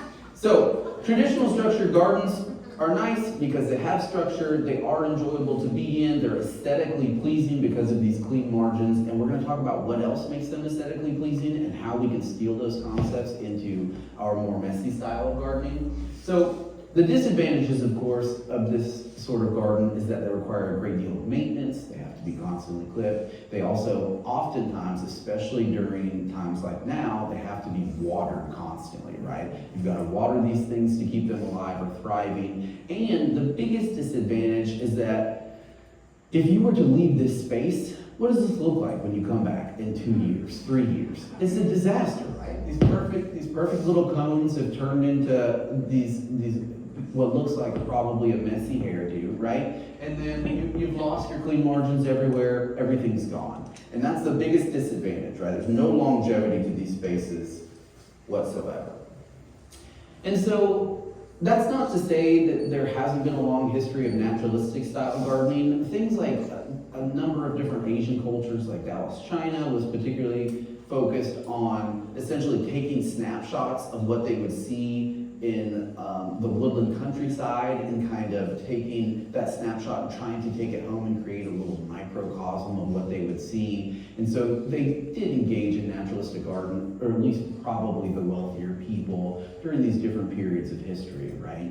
But when we talk about naturalistic gardening, essentially what we mean now is that there was a movement that started, once again, probably mid-1800s. It's great because we've got a copy of the book from William Robinson, who was essentially, it was the first wild gardening book that was published in the 1800s. And it was the first time we were pushing things like trying to copy what we recognize in the native ecology. We were trying to copy this layered idea, or this idea of layering in the garden, which we'll talk about much more because that is grossly absent from most gardens, even though that's essentially how nature gardens, right? Also at the time in the mid-1800s was the Scandinavian fellow, Jens Jensen, and he worked alongside someone's name you will probably recognize, and that's Frank Lloyd Wright, a famous architect. And together they created Union Park in Chicago, and Jens Jensen installed what was probably the first garden, or official garden in America in Union Park, and it was just a meadow of wildflowers, okay? At the same time, there's something similar going on in the UK by this lady named Gertrude Jekyll, and she was pushing this whole naturalistic style of gardening as well. And so when we say this word, naturalistic garden, what we imagine for wild meadows is probably something like this, right? When we close our eyes and we're like, we're gonna make a garden, it's gonna look like this, right? This is up at Dalton Park in here in North Carolina off the Parkway. It's separate from any other interesting area of the Parkway altogether. And so it's like, am I gonna drive 3 hours just to see some flowers? Yes I am, right? And I caught Dalton Park one year right after a storm during sunset and captured this amazing moment up on the Parkway. And so when I close my eyes, this is what I imagine for my perfect gardening space. And yet oftentimes, this is what they actually look like, right? This is what a wild meadow looks. This is somewhere up on University City Boulevard on the side of the road. I stopped by, I was like, there it is, right? This is what people's pollinator gardens end up looking like, right? And so, of course, there's major advantages to this. You have a highly layered prairie-style environment. And when I say that, what I mean is that early in springtime, the first plants pop up, and they're the shortest. And then later on in springtime, you've got taller plants that outgrow and outshade those, and then even taller plants by midsummer all the way into fall, you've got your tallest plants. This layered ecosystem allows maximum productivity. And in terms of things like carbon sequestration or diversity, prairies are probably the most diverse temperate ecosystem on the planet. The only thing that really rivals them is like a tropical rainforest, but even then you're talking about three-dimensional rather than just flat ground space, and so prairies still probably wins. In fact, in Slovenia, there's some prairies that have 100 species in a square meter, right? Which is crazy to think about, but that's just because they're layered, right? You got little ones popping up, taller, taller, taller, and we're gonna talk about how we can integrate these concepts and ideas into our own garden, okay?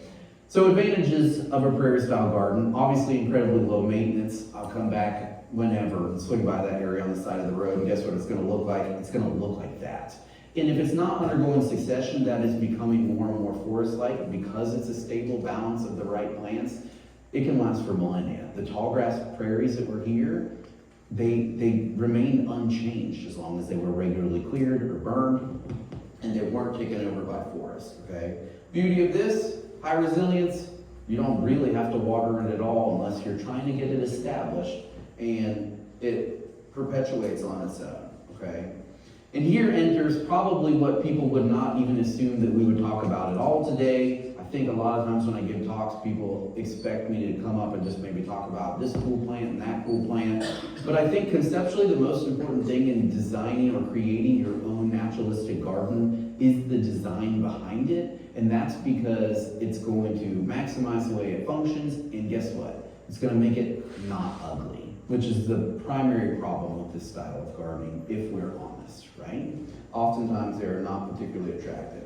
And so, things I want to bring your attention to, just looking at this picture of a gorgeous naturalistic style garden by this famous designer Adam Woodruff, who I've met a number of times, is the plants are all well under control and there's structure to it, right? There's discernible shapes, which are the most important factors when it comes to creating your own plant community.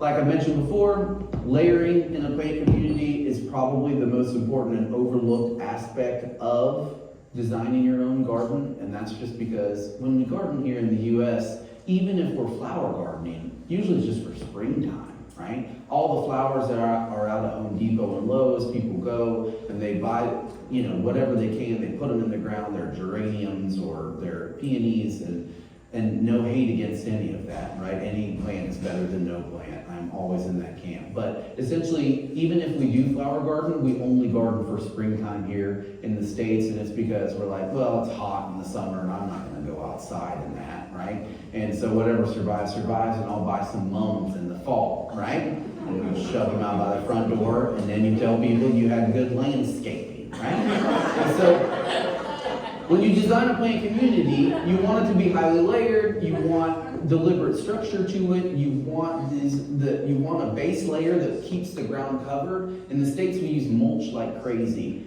If you ever get a chance to travel to the UK or elsewhere, guess what you don't find? Mulch, right? Mulch and openness, right? We're like, look at my perfect little computer simulated lawn, right? What do you do on it? Not much. We look at it, right? And we water it a lot. So mulch is one of the ways that we keep the ground covered. We lock in moisture, and of course we minimize competition from weedy species. But mulch is fine. It has its place. That's great. It's a good way to get a garden established. But eventually, what you want is just plants all the way across any space, which is why if you're going to start a garden space, choose smaller than you think, right? Take the space and then be like, okay, a fourth of that, because a fourth of that is what you can cover versus, every plant you get at Home Depot is $14, and you're like, I don't know if I can buy 6 $14 plants, and then you spread them out across a 30-foot by 6-foot area, and they all just look like sad little plants, right? Alone, surrounded by mulch in the garden.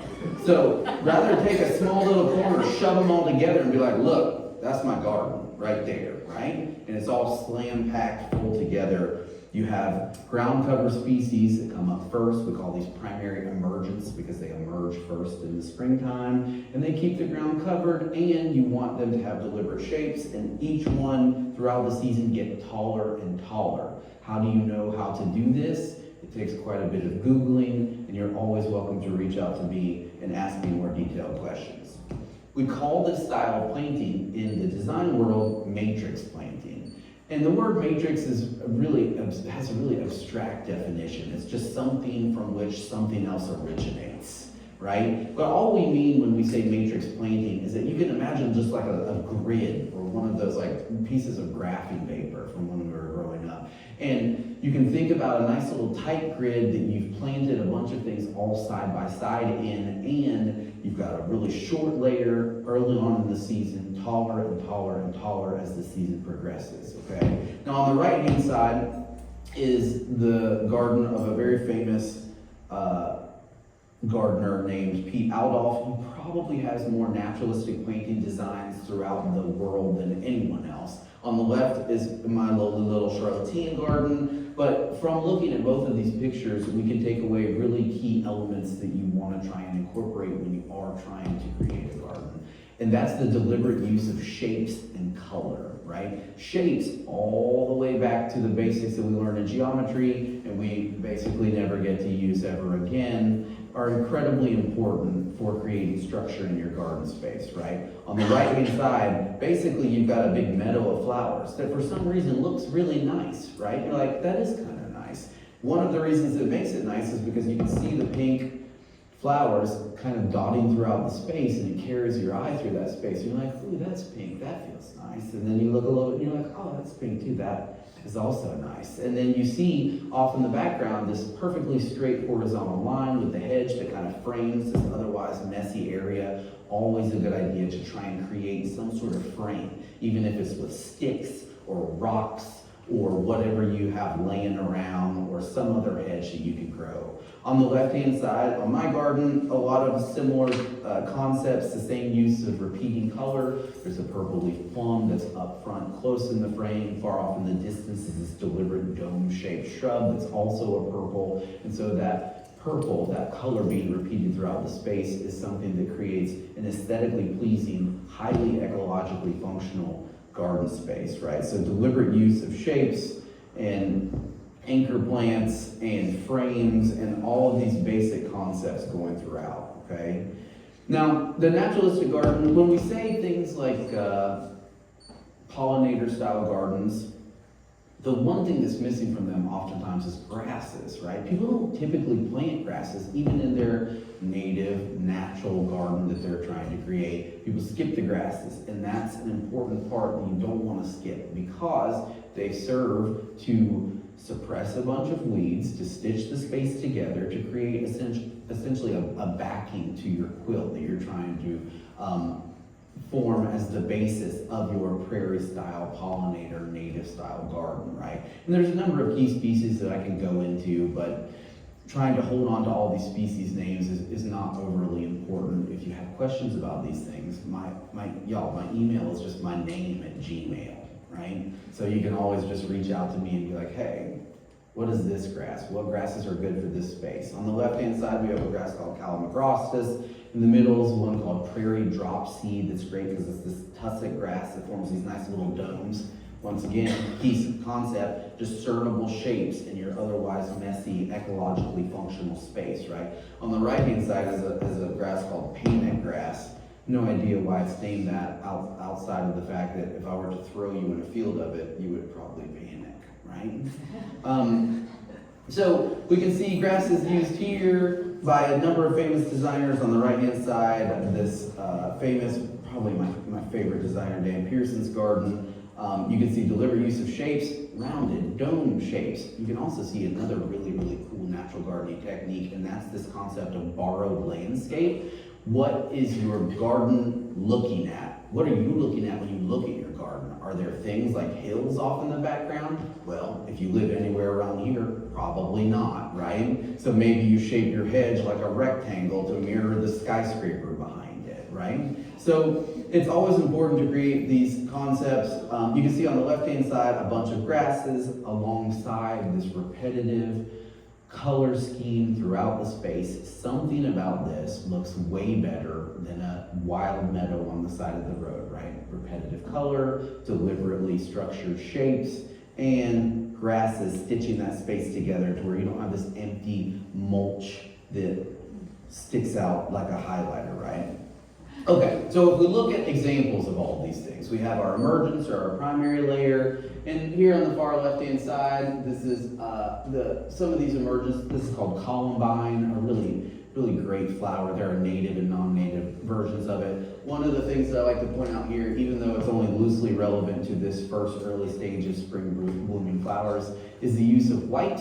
White flowers are not typically the most sought after, but during dawn and dusk, they're absolutely the most gorgeous, right? They kind of glow in that dusk or dawn light. And then on the right-hand side is a field behind my house, and then another one towards one corner of the property. And you've got this low cover on the ground that includes grassy species and also flowering species that have deliberate shapes that are short, that don't mind to be shaded out. And so it's always good to look up these types of species, or of course just ask me about them. Another key here is in the middle picture you can see our key spring bloomers anyways. You can still use your tulips and your daffodils, right?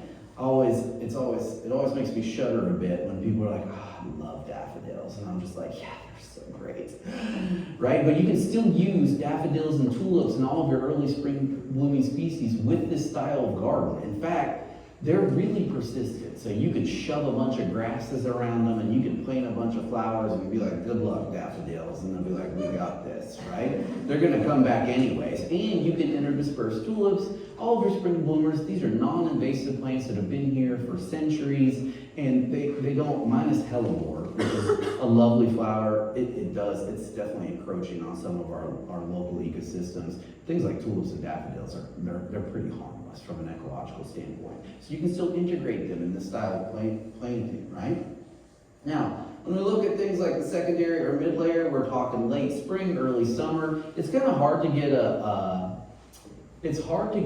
dial on what we're looking at when we look at these planting schemes. But on the left-hand side, you see this purple leaf tree, that's just a maple. And then you can recognize a lot of these key concepts that we've been mentioning here. Repetitive color use. There's like this blue-green foliage on rattlesnake master, which is this really cool native plant that contrasts with the greenish foliage of the surrounding plants, and you can see it dotted and repetitively used, which creates more deliberate structure to create an attractive space.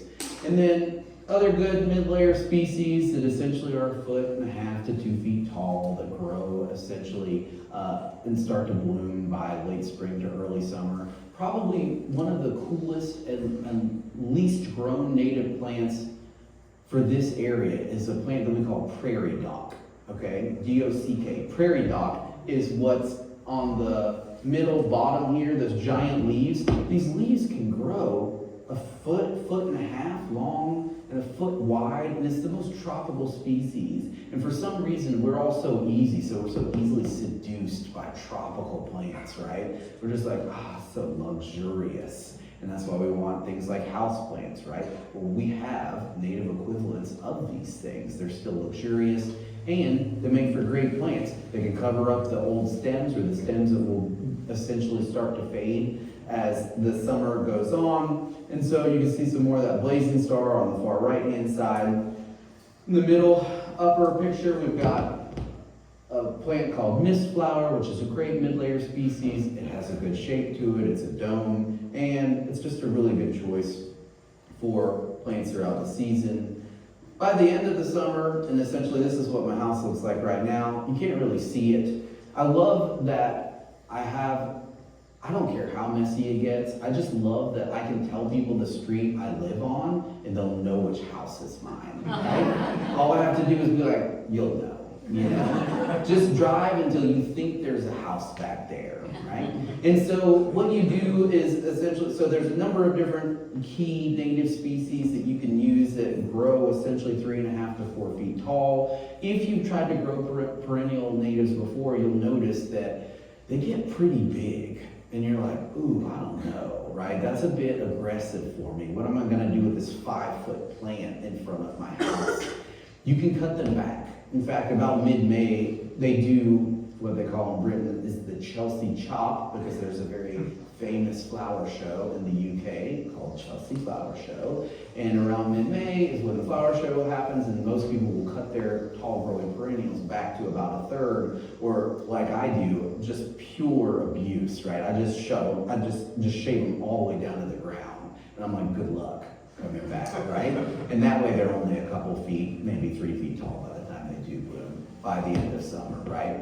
And so in the middle section, you have another famous garden by Beat Aldolf. This is on a really cool space at the top of a parking garage in Chicago, and all those same themes, repetitive color, spread throughout, and that's what makes these spaces increasingly attractive, okay? Now, one of the things that's really important for you to remember is that if you see a plant you like somewhere, and you go, okay, I like this one. Number one, don't just buy just it. Right? Buy a few. I know it hurts, right? Everything hurts now. Grocery shopping is particularly painful, right? But if you see a plant, buy a few, because you don't want just some one lonely little echinacea there. You want a couple of them, and I know they're $14 or whatever, right? And it's gonna be $36 or something to get a number of plants, but that's what you spend on lunch, right? So if you do like me, I just skip meals, you know? Just buy the plants, right? So, in any case, buy a few of them, and then go home and Google what goes good with that one, right? It's like, okay, I found this. What goes good with it? And if you look up planting combinations and then whatever's on the label of your really cool perennial that you just bought, Culver's root is the white one on the far left, that are just straight little spires that poke up, deliberate structure, deliberate color, in a native gardening space, then you'll know what goes good with another plant, right? And that's really important for figuring out your planting combinations. On the far left-hand side is one of my favorite combinations that I've got, Queen of the Prairie and Culver's root. I love this picture because outside of this picture, it's really, really ugly because there's like power lines right above it, but I zoomed in really close, and so it looks awesome, right? And so yeah, we don't have to go into all these specific plant combinations, but just know that one of the most important things you can do is try to figure out, and you're like, oh, is this one particularly aggressive? I don't really care about that. What I like to do is essentially just create a full-blown battle between a lot of plants, and then let's just see who wins, right? And I'll intervene if one of them gets too confident or overconfident, right? But otherwise, perennial native plants are usually pretty good with competition, okay? So, look up your plant combinations. Now, another important thing that we can use throughout these spaces are what we call dynamic or dramatic fillers. And that's things that are just going to essentially spice up this thing that essentially just looks like a meadow or a grassland somewhere in your back or side or front yard. And to create that constant or generate novelty and interest throughout the season, you can plant things that will kind of shoot up through these spaces in the matrix. And one of the best and probably most underutilized species for this are the native lilies. We've got tons of Asiatic lilies that people grow, but there's a bunch of different native ones too, right? On the far left-hand side is Turk's cap lily. In the middle is actually our state wildflower, which is the Carolina lily. And most people don't even know that this flower exists. On the right-hand side is a flower that pretty much no one knows, and this is Canada lily. And we have native Canada lily here in North Carolina. They're rarer than an endangered lily that grows here too, the Gray's lily, because Canada lily, it likes it to be pretty cold in the winter, and as you've probably noticed, it doesn't really do that much anymore. So you can grow Canada lilies here, but they like some shade. So anyways, native lilies, dynamic things that you can plant throughout your space. I also use gladiolas for this, but don't tell native plant purists that, right? So one of the things that we can really garner by looking at pictures throughout the season is how the theme changes throughout the season when you layer your garden a great deal. And so here we've got early springtime with the white columbine and things that you probably know, irises, right? And if we look from the same vantage point throughout the season, we can look and see how these spaces change when you layer them like a natural ecological community, and how the themes of that space change throughout the season as well. You can see from spring all the way to fall, seriously different spaces you get to be in, right?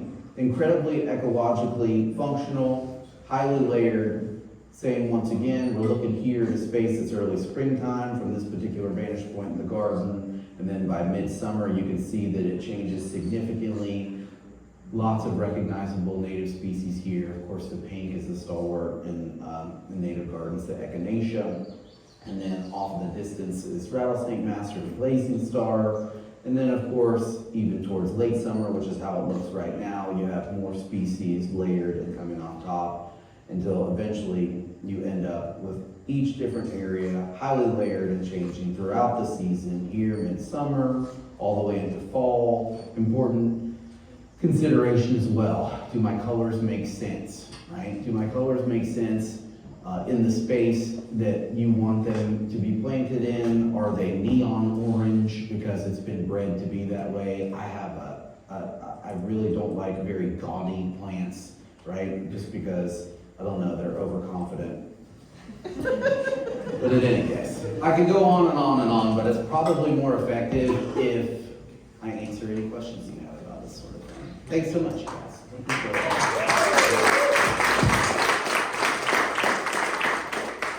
Yes, sir. What's the best time of year to plant the green? Is that in there? Yeah, fall and spring are both good. Fall is honestly, for most species, even better because they can establish their roots throughout the winter season. And yeah, don't plant in June and July as bad as you want to. In fact, especially even lately, mid-May is getting risky just because your plants will die. Even if you try and water them deliberately every single day, most of your plants cannot get established unless they've got cool roots. So fall, ideal. Spring, just as good as long as it's before mid-May.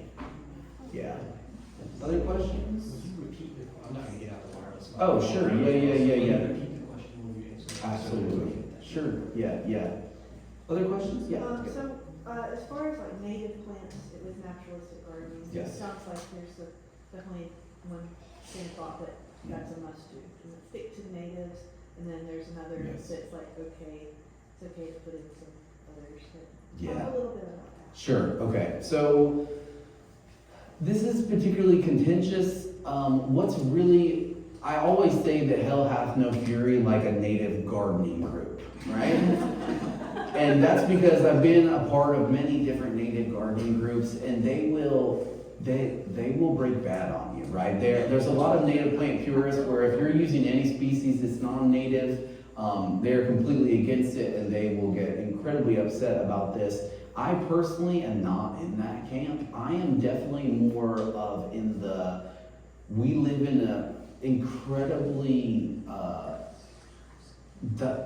dynamic world that is changing at a rate in a way that we cannot possibly conceptually understand. In fact, a lot of the species, I breed gladiolus, for example, a number of South African species, because these species are going to become more adapted to the world that we're all heading into. And so it's tricky because people will say, oh, well, native plants are adapted to these places and have been for millennia, and that's true, except for these places are changing in a way that they haven't in millennia. And so it's really tricky to find a good balance there. I think that they say that 80% native is absolutely a good native plant garden space. I think it's, as long as you're trying to be responsible by not planting things that are invasive, but even still, I like to get into it with these people oftentimes. Just because, y'all, the literature doesn't support that. The literature actually supports that, and when I say the literature, what I mean is that modern ecological studies don't support the native purist ideology in any strict sense of the word, because it turns out that all the studies that we conduct, nature seems to be figuring out a way. I'll give you an example. If we plant a bunch of native flowers, pollinators that need those native flowers can essentially only survive with those, right? But it turns out that the specific plant is not nearly as important as the architecture of that flower. If we plant another plant that has a very similar flower type, oftentimes that pollinator will figure out how to use it. So nature oftentimes finds a way, right? And so, yeah, we'll leave it there. Yeah, mostly natives, great. Any other questions? I'll Yeah, do that. yeah. What do you think about, I accidentally bought, some Mexican butterfly weed Yeah. instead of our native butterfly? Yes, it's oftentimes mislabeled. No, it wasn't mislabeled, I just Oh. didn't realize it. Yeah, yeah. Because it looks similar to Star. Yeah. But, Sure. so then I brought it home and I read about how that they're really saying don't plant it because of it hurts the migration of the butterflies. So I did not know if I need to throw away my plants or how bad is it? It's not that bad. Yeah, in fact, it's one of those things that has taken over like native plant forums, but it's not supported in the literature. Yeah, in fact, us trying to get a good dial on what ideal migratory patterns for butterflies are is just really escaping us right now. So, yeah. It's one of those things where it's like camellias. You guys know camellias, right? Lovely little winter flowers. It turns out that in a changing environment like what we're experiencing right now, providing food for pollinators in the winter is increasingly important. And native plants don't do that. But because it gets really hot sometimes in mid-January and the bees are flying around going, what is up, right? Having camellias out is incredible for them because they're like, oh, food, sweet, right? So really good example of how we need things like that. Anyways, yeah, garden for now and garden for the future. Other questions? Yeah. What can you tell us about the role that water can play in naturalistic growing? Yeah, really good question. So I don't even know if we can see here. I don't even know if we can see in some of these spaces because it's hard to tell margins in this area. Along each margin in my garden space, I've essentially dug trenches, and these trenches are called swales. And outside of constantly giving me the propensity for breaking my ankle, right? Because I forget they're there, they've grown in with grass, and I stumble into them constantly. And then fall down in my yard. But in any case, when it rains, especially the clay, North Carolina clay, if it's been compacted, it's called ultisol. The clay here becomes as impermeable, as we can tell from GIS studies, as concrete, right? So post-construction or recently constructed soil in this area is so compact that water cannot absorb into it. The only way that you can force it is if you slow the drainage of water. And you can slow the drainage by digging trenches. So if you've got a garden space, you can always dig essentially what they call a French drain, which some people dig along their house because they're in a high water column, right? And so you can dig little trenches and you can slow the drainage of rainwater and water your garden more effectively that way. I also rerouted a number of different ways into rain garden dedicated spaces. Gardening, of course, water increasingly important. I also, in the old house, just sawed off one of the downspouts and just put a big giant rainwater bucket underneath it, right? Also incredibly important to just reuse rainwater in that space. Other questions? Keep going. No, yeah. So that, the ground cover, the spring emergence, Yes. do you actually buy plants for that, or do you just let our natural spring emergence be your ground cover? Oh, that's a really good question. So 98-ish% of my garden is seed grown. So I do everything from seed because when I started, I had no money, right? And the only way to start a garden when you have no money is with seeds, right? So especially if you're talking about 3 plants, y'all think about, in a 400 square meter space, you can fit thousands of plants, right? And there's just no way, even if you've got plenty of money, to fill that space up outside of seed grown. My whole system is this. I buy paper cups from Food Lion, right? And I fill them up with soil, and then I plant my seeds in the fall, and then I don't plant them out until they're incredibly happy and well established until the following fall. Because, here's the most amazing discovery of my life, the size of the Food Lion paper cup is the same size as the bulb planter thingamajiggy at Home Depot, right? And so I just run around my yard after it rains and jump on it like a pogo stick for hours, just punching holes in the ground. And then in the fall, when there's hundreds of holes in the ground, I just take my Food Lion cups and I rip off the bottom and I plop them in the holes, right? And that is the cheapest, most effective way to plant thousands of plants at once. It is a patience game. That's the thing with gardening, right? We want what we want and we want it now. And that's our whole, that's our whole culture here, right? But gardening, you don't get any of that. It's like, sorry. It's gonna be years, right? I'm growing lilies and gladiolas from seed from crosses that I've done. I don't know what I did for 7 or 8 years until I'm like, oh, that looks pretty nice, right? So patience game, that's my trick for the seed selling. Yeah. Other questions? Yeah. Do you have them in a greenhouse, or where do you keep your little food line cups? Keep them. Okay, so we're going to continue along my desperation to save money. There are these little circular containers that last, we're probably 15 years now, at the Dollar Tree that I think are for catching oil when you change oil in your car, but I don't know, stuff like that, right? And so it's just an oil pan, I think, and then it usually fits about 20 little cups in the little pans, and then I just keep them on a patio area, which is a mess. No cover. No, because they're all native perennial plants. Yeah, I don't grow anything I don't say that. I only grow finicky stuff in what will fit in the mudroom of the house, and that's just a couple dozen plants. Things like avocados and so forth. Yeah. Other questions? Yeah. Do you have a special place where you get your seeds? Another good question. There's a lot of different good seed sources that you can find. Probably the easiest one that I can just tell you that you can remember is a place called Prairie Moon Nursery. Or you can literally just Google Prairie Nursery and you can search by region, and they will have seeds for our region that are native to this area that are really reasonable. Yeah.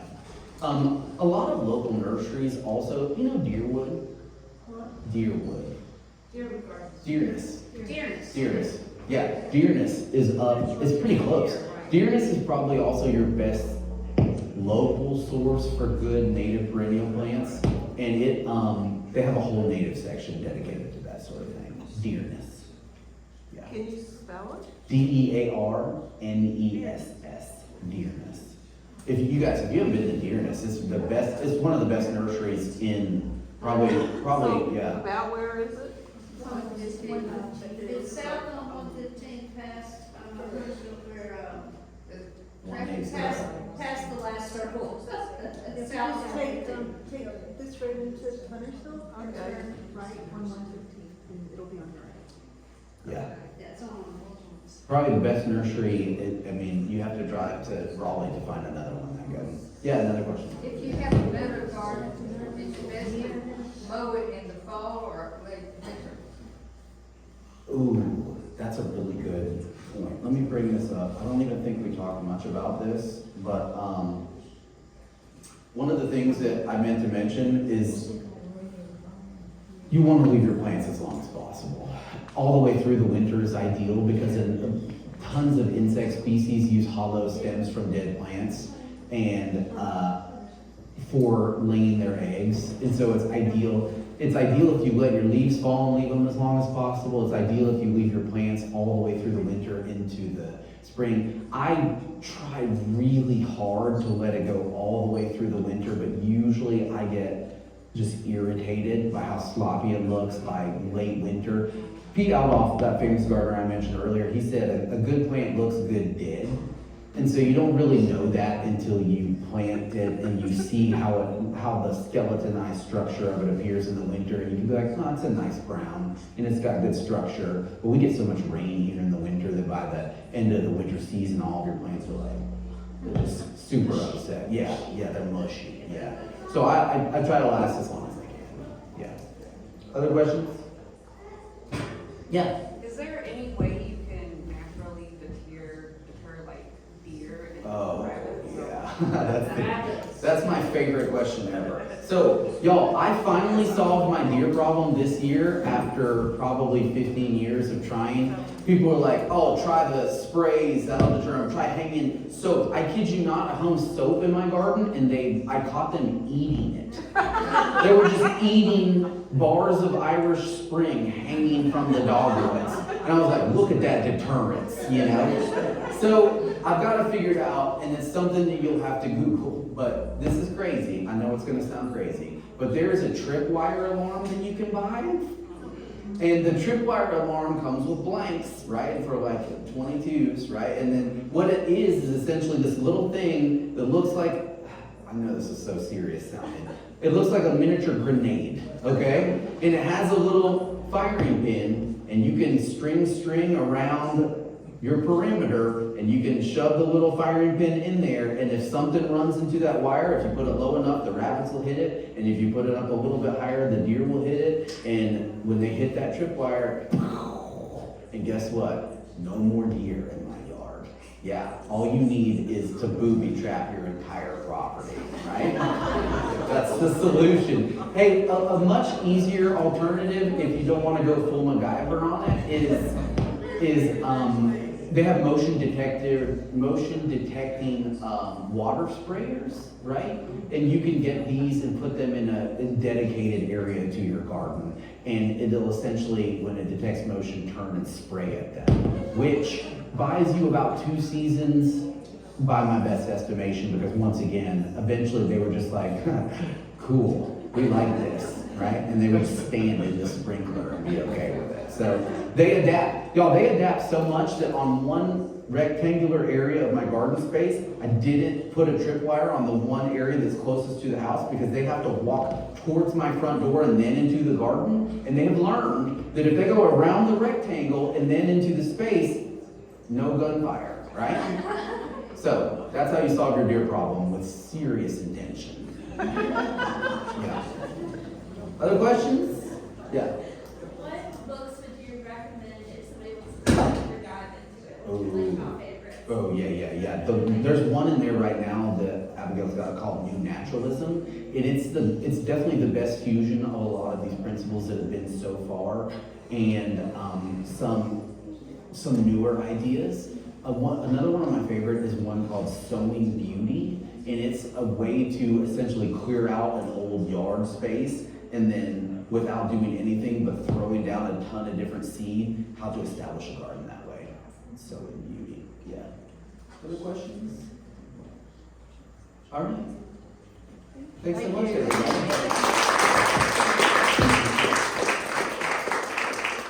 Y'all, feel free to reach out to me if you ever have questions. I'm always available.